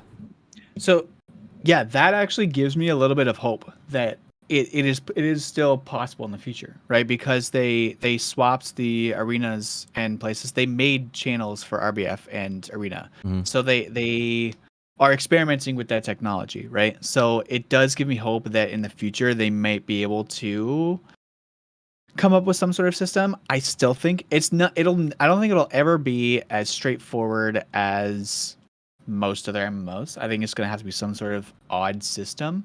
And I don't know how they'll do matchmaking. But we have seen queue systems for what? I mean, Ultimate we World? had it before because there used to be this game mode where you could do it's like a party. It was like a party v party PvP thing. It's still the game, by the way. Yeah, The 5v5? Yeah, it was like It's the called 5v5 Team Battle.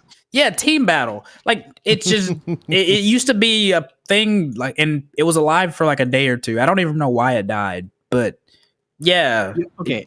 Yeah. It's So terrible. I'll elaborate there. Team Battle is, and this is also one of my suggestions that I beg them to do, because this is literally the lowest lift possible with like the greatest reward. And this is still a valid suggestion. Considering we have nothing in the form of like small scale structured PvP at the moment. The way Team Battle is currently structured is it's 2 teams of, I think, 5 or 10 players. I think it's 5. 2 teams of 5 players. You then just do a King of the Hill, basically. And then like one person, what usually happens is one person's overgeared or whatever, and they just sweep, and so you have 4 people or 2 or 3 people standing around, literally don't do anything for the entire battle, and then you either win or lose. And it's like takes like, I don't know, 15, 20 minutes per game mode. It's like, so you could literally sit there for 20 minutes watching PvP Never play. and not even be able to participate. It's like the worst designed thing possible. But I think if you get into like a tie, so if it's 1-1 or something like that in like rounds or whatever, or wins, they go to a tiebreaker, which is basically they just release you onto the field, 5 versus 5, you kill each other. I was like, take away that whole first thing, just give us the 2 teams on one battlefield and fight each other. That's literally the simplest thing you could do, and they already had the matchmaking set up for it, because they already like split the teams up based on gear, whatever. They would need to tweak it, of course, make sure you can't like gear swap and whatever to cheese, but like that's like the easiest thing possible to do. Scrap the first part, leave the second part, let people queue up and just pug 5v5s. Like, you know what I mean? Like, how simple could that be? Yeah, it's not that hard. You just make it automatically go to the split round tiebreaker. Yeah. Team Battle sucks. I actually like, for PvP stuff, like I am a big fan of immersion, right? If I'm playing an MMO, I want the game to be immersive. Like, I'm playing Master Chief, I want Master Chief to feel like Master Chief. If he feels like ODST, that's not it, fam. I'm there to be the boss, right? I'm there to be the guy who jumps out of a plane, lands, his armor unlocks, and he stands back up like it's no big deal and starts killing space aliens again, you know? Like, that's what I want to do. And I feel like in an MMO, like, that's designed to be open world, like, I want the PvP to be open world, and I feel like there should be objectives for that. There should be, like, some field bosses, which are this spawn publicly, and the guild that does most damage to it should get the loot. Like, there should be, like, I don't know, there should be, like, guilds can take over a grind spot on certain channels, and it's like, we own this grind spot. If you kill mobs here, you don't get loot. We're the only ones who get loot. Like, there should be, like, objectives like that in the world where you can conquer them. Like, the reason Node Wars is cool is because it's part of the game world, right? It's like you go in, you actually get to fight in the grind spots that you actually grind in, and that's, like, really cool. Like, I feel like everything should revolve around the open world. And I'm not saying that there can't be arenas and stuff like that, but if there want to be a 1v1 arena, let there be a 1v1 arena in like Caltheon, make that robust, and then you go to Caltheon on your horse, and then you just sign up, and then you just automatically you all get put into the same server, and you're all sitting in the bleachers, and you can rotate around and like go through rank queues and all that stuff. Like, make it feel like you're immersive, and the way you make it feel immersive in a game like BDO, you know, it's designed to where you have to physically travel to the point, and that physical travel is what makes you feel like you're there, because you have to, like, oh man, I really want to do some PvP. Like, oops, I forgot to unflag. This person's mad at me. If the way you feel immersed in BDO is like, for me at least, it's just like you walk around. That's what I really feel like. Yeah, I mean that goes back to like what we were talking about before with the risk reward, right? Yeah. Right now there's always a slight risk when you're grinding, right? Someone can just roll up on you like a jerk like Potion Shop and just flag up on you and kill you while you're grinding. But Worst. but like that risk is super low, right? People just duel for spot. You are kind of protected with the opportunity to karma bomb whenever you want. So like there isn't really as much thrill. If you want that thrill, you go to Arsha. Um, so I don't know. And I mean grinding isn't like I agree. And it used to be like that. Like I remember being farmed by Veritas at launch, trying to go to Beg, right? Trying to kill Beg and get that stuff. They would like monopolize the field bosses for their guilds. And like, they deck as many guilds as they can and just try and like farm you so that the drop table would favor their guilds. But I agree. And wait, what didn't they said something about the geysers? Like they're gonna implement something like that, right? Open world objective PvP wasn't that something they mentioned in the last title ball? They did this thing on Global Labs where your guild can set up these desert drills in Valencia and like mine resources, and other guilds could like attack your drills or some shit. They didn't really go too deep into it, and they added these like army tanks to Global Labs that's somehow related to it. It's kind of, they didn't really go very very deep into detail on it. I mean, I do think they are, like, right now they've done a huge amount of PvP things on Global Lab. Like, they have a sheriff system. They have any guild can deck any guild again. They have a new node war system entirely, which mercenaries are disabled in. They have, you can now have Kama Sylv node wars. They have these, like, the drill things, like you said, in the desert. They're doing a lot of things related to PvP, and I feel like at this point they have done so many different things. It's more about them just making sure that those are fun and tweaked properly. Like the sheriff system goes in tandem with karma, so you kind of have to fix karma for the sheriff system to work properly. But like I feel like once all those are pushed out to us and they're in a form that they believe is acceptable, then I feel like I'd be more comfortable commenting on what they need to do. Exactly, like what, because right now, like my problem is I like open world PvP and like feeling like I go to a place in the world and enjoy PvP. Whether that be I go to an area and do node wars, or I go to a grind spot and flag up and kill somebody, or I go to a GVG that's happening in the game world.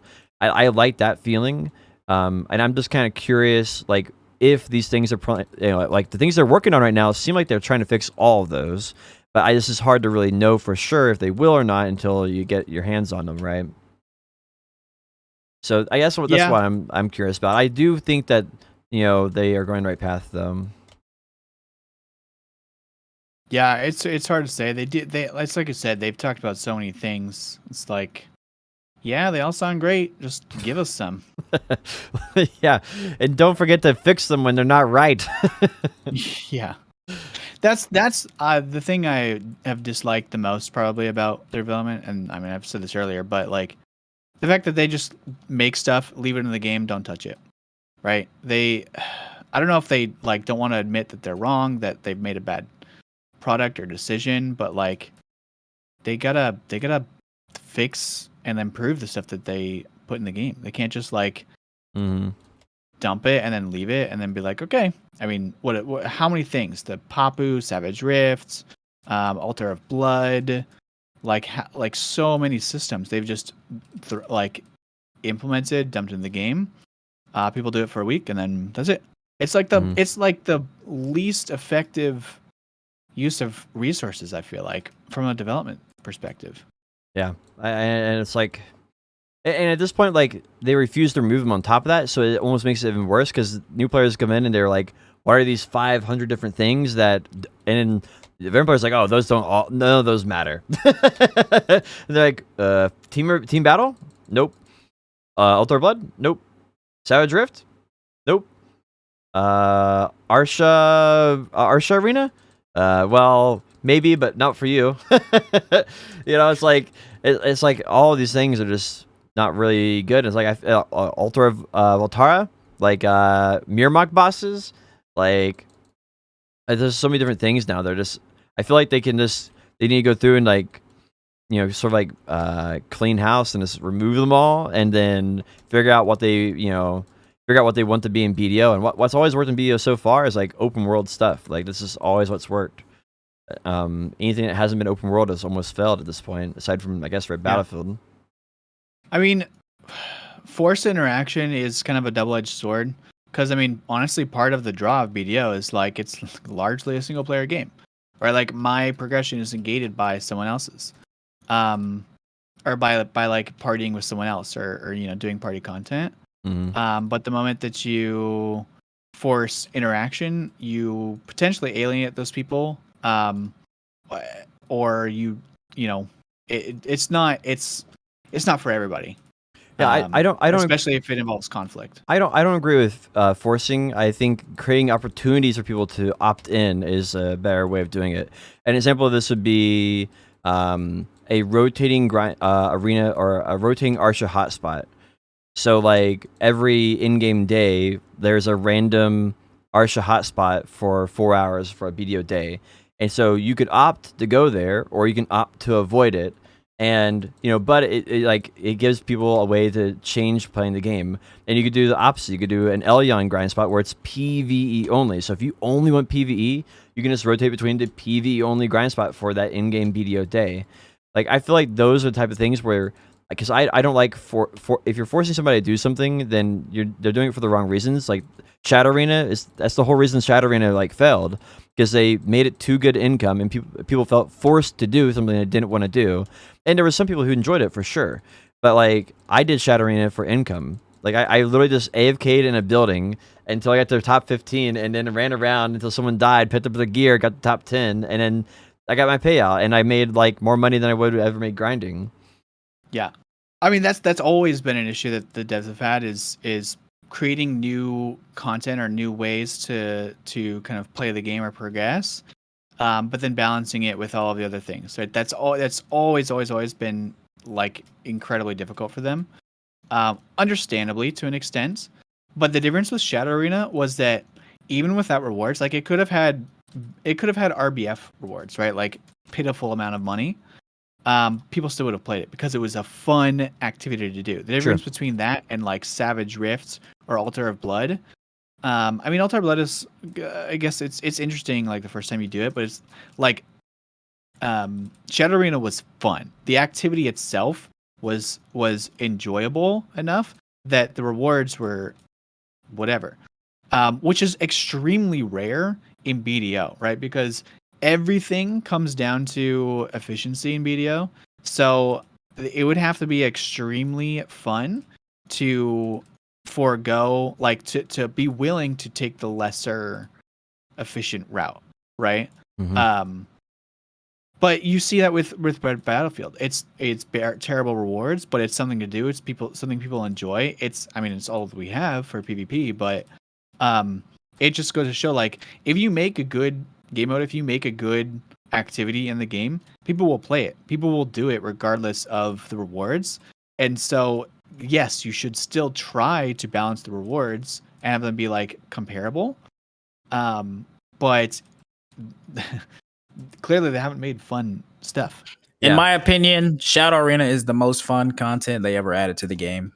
100%. Hands down. Like just like it was so fun on like a Friday night to hop in Discord with Aruka and some of the other homies, and just we would literally play drinking games. Literally anytime, like every time like we got a kill, we had to take a shot, or not a shot, but take a drink. Or like every time you died, you take a shot. Like it was really fun to just run threes and just have fun, right? Yeah. And still make progression on the side. Obviously, there were people that cheesed it with like speed hacking and like playing a short class like Tamer and hiding under the wagon or whatever. But like again, like, it was just so fun to have that player interaction with other players and like Discord and shooting the shit and stuff. I really hate that they put it into a standalone game that literally averages like 20 players at any given time on Steam. Like that's probably crazy. the greediest decision they've ever made as a company, in my opinion. It really was. Even if they had to do something else to like monetize it, I don't know what they were trying, like aiming for. They saw how popular it was, so they thought that they could just monetize it. But whoever made that decision, that was a really bad decision, dude. Yeah. Yes, definitely. There's a whole lot of politics that went into that too, which I can't get into. But regardless, like I think you hit on something important for like content for them. Kurt, it's like it was the barrier to entry, right? The difference, so that yes, they've put in party grind spots. Like people have always asked for more party stuff to do, blah blah. They're like, okay, cool, yeah, here's some party grind spots to do. But it's like it's just more of the same, right? It's not a fun activity. Versus if you had like a ranked 3v3s or even non-ranked, just like I said, team battle, right? You just queue up with 5 dudes, you just fight whoever, like you just brawl, right? Just keep it kind of like you can go sweaty in it if you want, or you can just mess around and have fun. But we don't have those options at the moment. We don't have like any kind of game mode that's enjoyable, and like they don't capitalize on the most enjoyable parts of this game, which largely are the combat and like the kind of like the immersion in the atmosphere that they built, Mm-hmm. So Yeah, like it's like one of those things. Like even like you said, like even if it is harder to develop a ranking or queuing system, I mean they're a multi-billion-dollar company, right? At this point, like I feel like that could have been a good excuse 3 years ago, but at the point with all the revenue they make, like I think like low hanging fruit like that is worth the development time personally. And like it's one of those things where like even if it doesn't be even if it's not successful, then it's like okay, you still gave the community what they thought they wanted, right? And obviously you shouldn't always give people what they want, but there's so many people ask for like ranked arenas. I feel like it's worth trying, right? I feel like it's not exactly. I don't think it's worth like them investing all the resources in all their eggs in the same basket, but like being able to run to like example Heidel and queue for a 1v1 arena, right? Like that seems like a really low effort thing to do, is just talk to an NPC and it puts you in a queue and then you get thrown in when it's your time, like to have it on the, or like just take it, they already have that in the battle arena, right? They already have that in the battle arena where you can just talk to NPC. That's what I'm saying, right? Like, it's already there. The circle's already there. They already have the queue system for that. Yeah, like just make it where when you beat somebody, you either gain points or lose points. Like, and basically the amount you gain or amount you lose is based on how much the person you have fights, right? And I mean, just it's like that would be like even a start. And then if that takes off, right, then you're like, okay, well, how do we make it better? People actually played it, So yeah, if only. Yeah, I really just don't understand like what their hesitancy is on it, right? Because it's not like the one thing I worry about though is their development philosophy has always been don't give us the answer, give us the problem, and we'll come up with the answer ourselves, right? Who said that? Biceptimus Prime said that recently, and it's very true. Like they'll almost never listen directly to like an exact solution that the community provides, even if it's the perfect solution. They'll rarely listen to it. They have to come up with their own homebrew version of something, right? It's almost like you tell them what you don't want them to do, and then they'll do what you want them to do. Yeah, exactly. So it's not a bad philosophy. It's a bit cocky and pretentious, you know what I mean? But but like, so I worry a little bit that like they, I assume they're working on something, right? They already said they're working on like the 10v10 open world thing. But whatever we get is gonna be, it's gonna miss the mark slightly. Like they're gonna answer our requests in ways that they feel answer it, but don't. Right? Like the problem for us is we look at other games and other like WoW and just literally any other game out there with like ranked PvP or like some sort of ladder system, and we're like literally just copy it.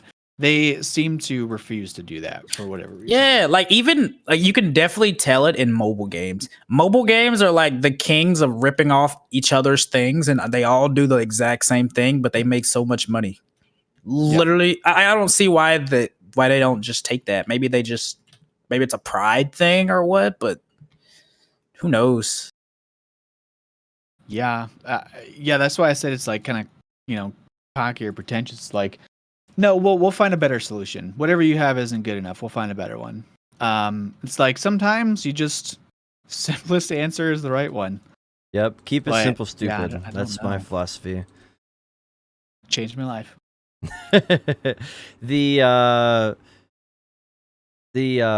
I feel like that's like a good example of that is like, okay, like if you just look at how they balance PvP, it's like, all right, well we need stronger awakenings. All right, give them another awakening ability. You're like, could you just buff our abilities? Like, no, we have to give you a new awakening ability. All right. It's like, we need more awakening buffs. Like, all right, we gave you a bomb skill now. And they're like, well, that wasn't it either. And they're like, fine, we'll buff the darn abilities. Like, after all this time, you know? And it's like, I definitely feel like that's where it comes from. They gave us the Elvia ability for awakenings. They gave us a new awakening ability, and they gave us the Rabam. And when all that didn't work, then they're like, fine, we'll buff the awakening abilities. You know, it's like, ugh. Like, couldn't you have just done that originally? Yeah. I mean, that's where like team battle came in. That's where, you know, it's where a lot of stuff comes in. It's like they came up with, or they understand the problem, but they're like, nah, let's take the most convoluted path to find the solution as opposed to the simplest, straightest path. Now, I can tell you why it doesn't get fixed. I can tell you that. Now, in Korean culture, they want to do everything to the best of their ability. That's their desire on average, right? I'm sure there's bad apples like everywhere, but like they on average want to do the best of their desire. And so if you said, okay, let's say they like the Lawn Succession buff, for example. Lawn Succession buff got a 25% crit rate buff. Didn't deserve it. Way too much. They should probably remove it. I mean, anybody would probably tell you they should probably just get rid of that. But they will never do that. Because it insults the guy in Korean culture who made the decision to buff the Lawn Succession. And so because of that, they'll wait until like the guy gets moved to a different position or the guy gets fired or he moves to another job. And when that happens, they'll immediately just change it right away. Fixed. And like that's the type of thing that happens in Korean society because they don't want to be rude to the person that made the choice to do that. And that's like that is one of the biggest problems in Black Desert is like that's why they don't want to nerf classes because like Striker Succession has been strong for a very long time, but if they nerf him, the guy who's probably still in the company, right, is going to get is going to be rude towards them, and so they don't want to nerf it. And on top of that, if you nerf Succession Striker, then the Succession Striker's gonna be like, ooh, why? We don't just buff everything else. Why? And like they're getting it from both sides. But the correct answer would be maybe nerf the top 5 classes and buff buff the bottom like 30 classes, right? And then meet in the middle a little bit. And so that's just an example of why Korean culture they don't really fix things that were a big issue recently. And just you can look up there's like a famous plane incident where like the co-pilot realized that the pilot was flying the plane in a way that would crash them, and he thought it would be rude of him to correct the pilot as a co-pilot because he was the senior. And so he didn't correct them, and the plane crashed. Like, straight up, the plane crashed. They pulled out the black box, listened to the recording, and the guy did not... It was like, oh, I think you should make a diversion. Like, that doesn't look too good. Like, I think the plane's not going that well. And he's like, no, it's fine. And just sat there, let the plane crash. And it's like, it's a really good example. It's an extreme example, but it's a really good example of how ingrained this is into the Korean culture. And they do try their hardest to do the correct job. And so that's why it's really hard for them to, like...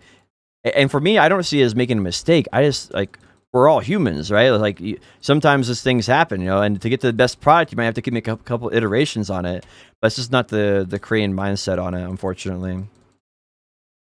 So I hope that's something that they can start working around eventually, because they've taken on a lot of foreigner talent recently to kind of get more rounded opinions, and so I hope that's something that they can start working better with in the future. I forgot how I was relating this to what you said. I apologize. No, it's just we're just, it's all good. We're just talking about how they can make better fun stuff and their refusal to like change stuff. But Yeah. No, I think that's really interesting about the pilot story. I don't know. That's very interesting. But yeah, I mean, I don't know how much of it is like, because I mean, Jay has gone on stream and stuff and apologized for what he apologized for renown score, right? Like he said like, yep, that was a mistake, our bad. Well, I think that was one of the biggest things that they and the thing is that for the NA player base, like, we're just happy it got removed, right? It's like it's not like we didn't need an apology from him, but he felt so moved that it was a mistake that they apologized for it, right? But the NA player base was like, it's gone. Thank goodness. Woo, they listened to us. Let's go. And that just shows the cultural difference there. Like, I'm trying to think what was another example of that. Oh yeah, they apologized for not having better costumes. Like, they felt like there was such a big deal that they were not releasing costumes fast enough for the NA community that they should have. They apologized for it, and I was like, I just like that thing in America would never happen. Imagine Microsoft getting up there and apologizing we didn't have more colors to the new Xbox. Like that is never going to happen in a million years. Even if people complained to the wazoo and back, they would never apologize for it. They'd be like, hey, you don't want it, don't buy it. It's fine. Like that's just never going to happen. And it's just the difference in the cultures. So, we've been going for a long time. Look through the topics and see if there's anything you want to touch on. Let's see. I don't even think I read the topics. Whoops. Our topics are good. Actually, well, I mean, I think you guys talked a lot about Lost Ark, but I honestly don't know much about it. I don't know if you want to do like a quick, just like quick overview, I guess, of it, just for like kind of what it is, just what the game's about, your initial impressions and opinions. So it's isometric, which means it looks like Diablo 3 or Path of Exile has a top-down view.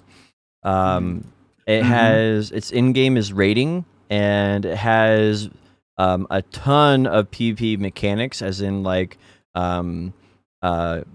set gear for like 1v1s, and it has like a 3v3 arena. It has a lot of these things built into the game that you can experience at launch, even if you don't have a geared character or anything. And it's like its main selling point. Overall. I think I heard that from Saint that PvP is like all equalized, like even open world and like the siege style stuff, right? Yeah. So like I played a buttload of Lost Ark when it came out. It's been like 3 or 4 years ago now, and the PvP was like the main draw at the time. They had like different kinds of they have like gear equalized and non-gear equalized. And they had a pretty like a pretty big story with like different dungeons and things. I couldn't understand any of like the dialogue, obviously, because I don't speak Korean. But it was kind of enjoyable at the time. The biggest thing was like the gear equalized 3v3, like gauntlet style arena, right? Where like one person fights at a time and it's 3v3 and the gear is really equalized. My biggest fear for the game is that they eventually added these things where you could pay real life money for instant dungeon clears, and like it would instantly clear the dungeon and give you loot. So I'm really curious to see how they monetize it, if they follow that same route or not. But the PvP was really fun, honestly, at the time. That's super. That seems like straight out of a mobile game that I like, the autocomplete. Yeah. I mean, that's really interesting that they would add that. But then, okay, so you grind and you get your better gear and stuff. But if all PvP is like normalized, what are you using that gear for? It's just like BDO. Like so there's different kinds of PvP, right? So like you have those gear equalized arenas, you have non-gear equalized arena, and then you also have your like siege wars that aren't gear equalized, and you're gonna have your own gear. So there's like a mixture of the two. Depends on like what aspect of the game you care about. Okay, so it's kind of like T1s and BDO then. So it's not everything is equalized. Yeah, not everything is equalized, but a portion of it is. It's like for most of the things at the time, obviously the game has changed a shit ton since I last played it 3 years or so, but it's one of those things where like at the time all of the gear, the non-cap stuff had a capped counterpart at the time. But now they do like these different seasons things. I think they're on season 2 or season 3, so I don't really know how all that works. There's a alpha going on for it right now Oh wait, I think I actually got in. for like the NAEU. Did you guys sign up for it? It has an NDA thing for it, so I didn't want to get into it. I want to wait for the beta. The beta is supposed to come out, and I want to know if you can stream that. That's what I'm interested in. Did they close? Yeah, I don't know. I mean, it seems interesting. Yeah, I think in Korea it's about 5 times more popular than BDO is. So I mean, it's definitely a good game. It's also like just looking at the packages you can buy, there's already like EXP boost in there and like all sorts of other stuff. So I think it's going to be very similar to BDO as far as it's monetized. There'll be some things that would be akin to artist memories or cronstones or like time savers is what I would call them, right? So that'd be like the dungeon clear thing. But it does seem like it's you can keep up and enjoy it without having to spend a lot of money, similar to BDO, where it has that fine balance between the two. So I think anybody who's interested in BDO would also be interested in Lost Ark. Oh yeah, it's a really, really fun game. I definitely recommend trying it. As a BDO killer, I don't think so, but it's definitely gonna have like a pretty big player base if it's even a fraction of how popular it is in Korea. Because in Korea, it's like top 3 for like MMOesque games. It's like top 3. Yeah, I've heard it. I've heard it's topping charts in Korea, so that's also got me kind of intrigued. But I mean, it does seem more like because Guild Wars 2, I guess, is kind of more probably one of the more like hop in and play style MMOs, right? Where it's like, because I mean, correct me if I'm wrong, but I'm pretty sure you can kind of jump into like the end game gear type stuff pretty quickly. No, in Guild Wars 2. Yeah, they have World v. World. I never played Guild Wars. And 2. I think it just gives you standardized gear in there.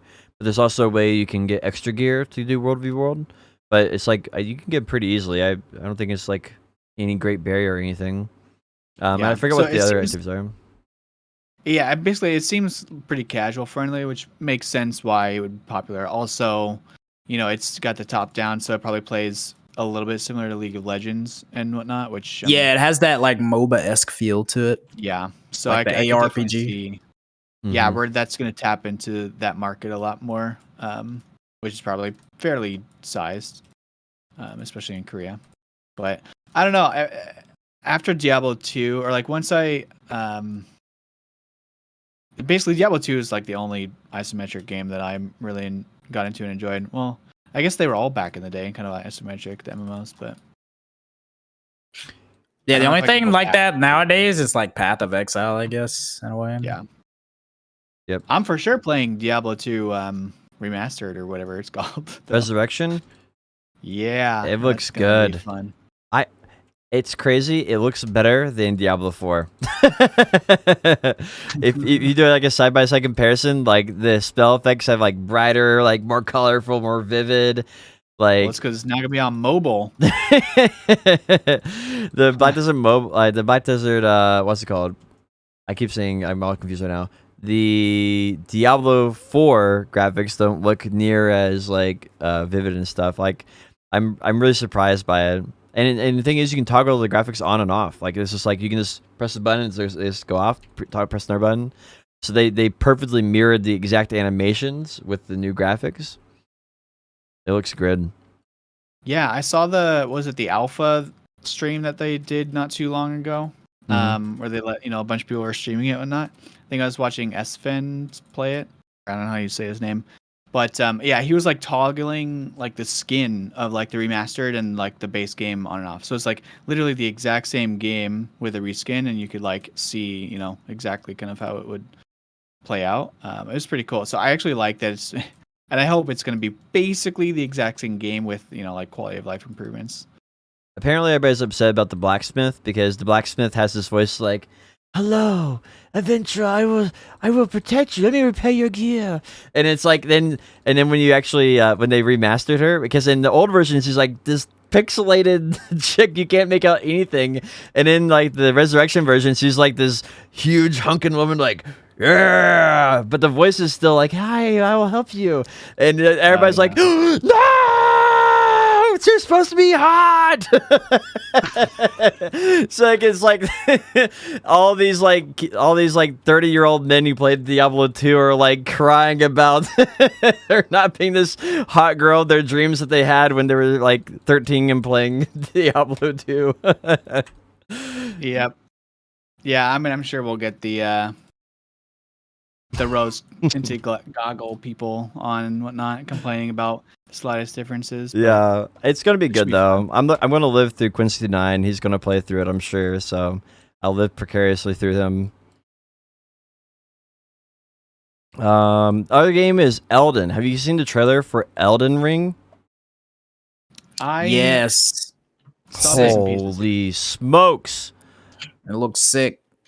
But I'm really crazy about Dark Soul-esque things. The thing about So I'm kind of biased. yeah, but the thing about it is like the graphics are what get me. Like there's some parts of it are like they're like a little mismatched, but like the background sceneries in particular, they're so vivid.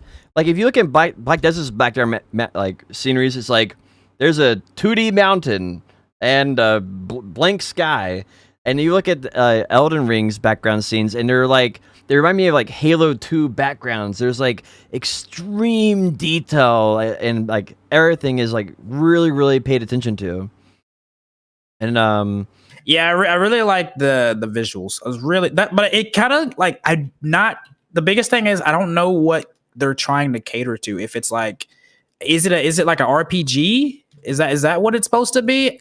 I don't know what it's supposed to be at this point, right? You know what I'm saying? because of George R. R. Martin. Yeah, or also just because it's like been known about or been waited on for so long. I don't know like if they've changed the direction or like what target audience they want to cater to, right? Well, So I don't know anything really about the game. I don't think I've even seen the full trailer yet. Is it? I mean, it's Dark Souls-esque. Is it the same company? Is it like a not really a sequel, like a side sequel or something, or like what is it? No, it's completely different as far as I know. Yeah, it's So- completely different. I think it's like one of the lead developers who basically invented Dark Souls, like left and joined this project, and he's like the guy who's designing it all. And then George R. R. Martin got together and was like, "Hey, you somebody make a really good background story for you? Like, I'm the best." Yeah, you think that's what happened? I feel like it's going to be a Dark Souls game that has like a really, really cool underground reason for why you're doing anything. Because in Dark Souls, it's sort of like, pick up those souls, go to the next place, get some more souls, get to the next place, and kill that guy over there. And I feel like this one is going to have that Dark Souls combat feeling, but give you the player like more of a motivation to do it outside of like, this game's a blast, you know?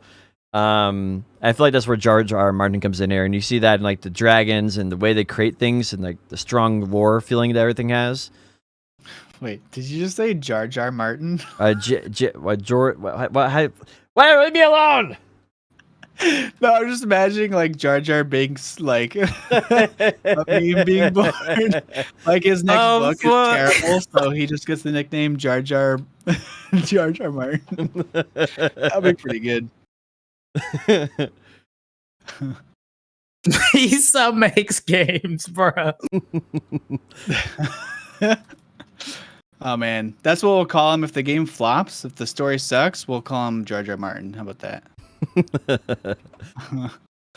It does. I have seen a few like screenshots. I think I like was watching a stream and like they popped up or something. But I do agree. Like I don't know. There's like this big old like celestial tree in the background. That looks super cool. I've never. Okay, don't judge me too much, but I've never actually finished a Dark Souls game. Vote him off the island, dude. Yo, I haven't finished one either. You're fine. Vote him off the island too, dude. One day. Where's Moreland when you need him, dude? What the fuck? It's on my bucket list. But I mean, yeah, I mean, it looks cool. I've also not really been a big console player, and usually those games are like console exclusives, True. at least to start. So I usually kind of miss out on those, to be honest. It's also kind of weird nowadays to pay fucking $60 for a game in 2021. Not gonna lie. Like, Imagine being so yikes. spoiled as a gamer. Paying full retail price for a game is feels bad. Yeah, I don't know. I just play BDO all the time. It's Yeah, just log in. It's I don't have to pay anything. Like, I Wink, wanted to wink. play Ghost of Log in. Tsushima, right? It automatically subtracts $500 a month from my bank account. It's just it's easy. It's just, yeah. Get that $200 option a couple times, and it's just what happened. What happened exactly? It Um, honestly is like with the Pearl system, it is easy to just be like, whoop, $100 gone. and you justify it because you're like, well, I'm getting bonus pearls, and I'll need them eventually for something, right? And then like a month later, like, where did those go? I bought 100 pearls, like, Yep. I don't know, like I feel like the $60 game tag, and apparently they're bumping up to $70 on console now. Is that what they're doing? I mean, think. I wouldn't be surprised. It wasn't the base price of what was that other Dark Souls game that came out? Mortal Shell. Yeah, Mortal yeah, I think Mortal Shell. The one Moreland played. Right? Yeah, It was, Mortal like, Shell. Yeah, on PS5 release or whatever. But that was like $80 something, right? Oh wait, no, that was the Dark Souls remake, or Demon Souls remake. Demon Souls. Yeah, it was Demon Souls remake. Yeah. But like the development costs, like I don't know who. Potion, you said that BDO had like a $200 million investment, right, for the game. That's like basic production costs for AAA games now. You know what I mean? Like Yeah. that's what it costs with inflation, with developers costing so much. Like the industry's evolved like tremendously that it takes literally an army of people to make games now. So it's freaking expensive. So these companies, like, everybody hates the way it's going with the predatory monetization stuff like that. The predatory aspect of it, yes, that needs to change, and there needs to be laws about that. But like they're struggling to find ways to properly monetize and actually find return on investments, because even to make like a crappy game, if it's a AAA game, it costs like hundreds of millions of dollars. It's just stupidly expensive. Yeah, Yeah. which is also another reason why I feel like MMOs is in its dying state, where it's like, why would you spend, millions to make a good MMO when you could just reskin a battle royale or some shit like that for a fraction of the cost and make more, Yep. There's no incentive to take risks in the industry anymore. That's pretty much it. That's why you see all the MMO carbon copies being made, because like the WoW model is pinnacle of success in MMOs. So why vary from it, right? Just reskin it, do something new, get a few whales, cash out, and move on. Yeah, I feel like though a lot of AAA companies feel like they have to make this crazy like big games, and I don't think, like, Valheim is a perfect example that you don't have to make like crazy big AAA games to make an enjoyable game. I feel like there's a really big opportunity for like people who are AAA developers to break down into like 5 small teams, and then have those 5 small teams make like small interesting games and say, hey, like, your job is to monetize this, right, and come up with a fun idea, prototype it, like create approval process, and like make games that are like $20 games. Like example would be was it Hell's Gate, the one that just came out recently, the little isometric game? It's like I can't think of what it's called. It's like you're like the son of Diablo or This is something the like one that. that won Game of the Year. Yeah. What is it called? I can't remember either. Ah! I'm putting my Steam. I had to update. Hades. Yeah, Hades. Yeah. I mean, well, that's. Oh yeah, Hades. Yeah.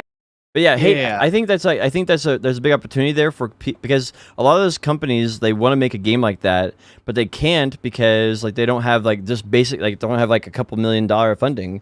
So I feel like there's an opportunity for big AAA companies to just pump out like a ton of like little small games and like, empower these indie companies and just bring them into their wings. Like, hey, well, come here, we'll make your game that you want. You did a great job with Hades. You want more money? Come over here and like here's the money you need. Like I feel like there's an opportunity for like indie companies, instead of focusing on making AAA games, they can just do the opposite way and have like 5 indie companies and set up a team for that. I mean, I kind of disagree because, like, think about Hades, right? So you make it, you give some funding, you make a game. It turns out to be like it's a kind of a low investment, lowish risk style project, and then it takes off. And you're like, oh, great, cool, it really paid off. Great job. You're a talented development team now. We're gonna give you our funding. You're gonna be making our flagship games. We're gonna move you to our AAA titles now. You know what I mean? Like if you make a successful game like that, you're gonna get more resources and to do it more. And then for the AAA companies who already have those like standards and expectations set with their users, like they have to kind of poach and get those talented developers so that they can continue pumping out and stay, like, keep their reputation basically. Yeah, maybe. I mean, I guess one thing is like if Nintendo can diversify, right, and turn into like a kids company, like why can't that happen with a company deciding we're just going to be the indie company? We're going to be the company of indie games. Like Steam. yeah, I mean maybe I think this is an opportunity there. I'd like to see that because I don't really buy into this whole bigger is better thing when games like Valheim and like Hades can come out and they're really nice and fun. Yeah, I do agree that some indie games are like crazy knockouts, right? You got stuff like Binding of Isaac. What was that one game? Fuck. Wasn't Ori? Was it? Was it Ori? I forget. It's pretty popular. Yeah, it was like little stuff like that are crazy popular. There's the one that Moro's been playing lately. Or not playing lately, but he was playing it for a while, where you have your team and Darkest Dungeon. Darkest Dungeon. Yep. There was that. Like, there's a bunch of different like indie games that like kind of like hit it out the park, right? But I do kind of feel like it's like Vibes is also saying, where it's like if you're giving all those resources off the bat and then you're not having to like force to like prove the success, like could you handle the AAA scene, right? Because like Vibe said, a lot of AAA companies have their established like fan base that have a certain level of expectancy, right? So I think there's a little bit there for both sides. That's and also fair. Like think about like, yes, these are all the games that we know of and that made it, but think about how many games are like on Steam and out there that just never made it, right? They may have a small like, maybe they're sustainable, maybe they've made profit even, but like I don't think it's worthwhile, to your point, Potion, for companies to like diversify that much basically. It's probably better to just kind of put it all in one place, make sure that you're making a solid product, rather than kind of crapshoot a bunch of smaller stuff. Because even though Hades and those games were like really successful, they're not gonna, they're like, who knows if they've made the same, like even Hades Game of the Year, like that probably made a tidy profit, but it probably it pales in comparison compared to like BDO. You know what I mean? True. So like a AAA game is still going to make way more than a Game of the Year, an indie company. That makes sense, I guess, right? Because big companies just ultimately care about profit, and if you take a game that was successful and quadruple the funds it gets, then it's probably going to pull in 10 times the money. Is like that, like the philosophy at least. There's a lot more, because like when you have a AAA game, there's a lot more to it than just the game itself. Yeah, there's the publishing, there's the like resources behind it. There's the advertising for it. There's the player-based reach that is pre-existing. There's a whole lot of like business stuff that goes on behind the scenes that also dictates the success of a game, right? Because you could make an amazing game, but if you can't get the word out well enough, then nobody's going to play it. Yeah, absolutely. Well, that is it for topics this week. Is there anything else you guys wanted to talk about before we close up? I think we hit on everything that I had on mine. Yeah, I'm Gucci. All right. Well then, what good vibes? Thank you for joining us so much. What do you got going on this week? Tell us. Give yourself a shout out. What you got going on? Now let's see. Since this podcast, I'm now like 4% away from 63, so I'm gonna hit that this Hell week. yeah. I don't really stream very often, but I do when I can. So, yeah, I don't know what to say there, but yeah, just gonna be hanging out. It's a pleasure being on the podcast. Thanks for having me, guys. Awesome. Kerr, what you got going on this week?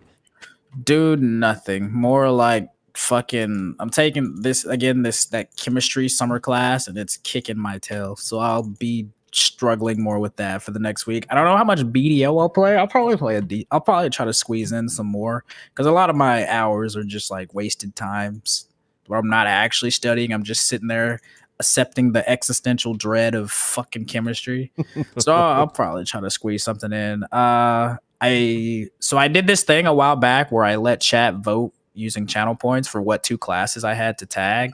Sork won first, DK won second. We did the Sork tag, and I goofed off on it for a while.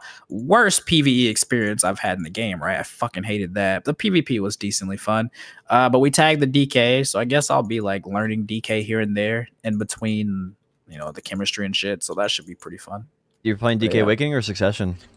I already know that I like Succession, and I don't like Awakening, so I'm gonna force myself to like play Awakening and like learn it and stuff.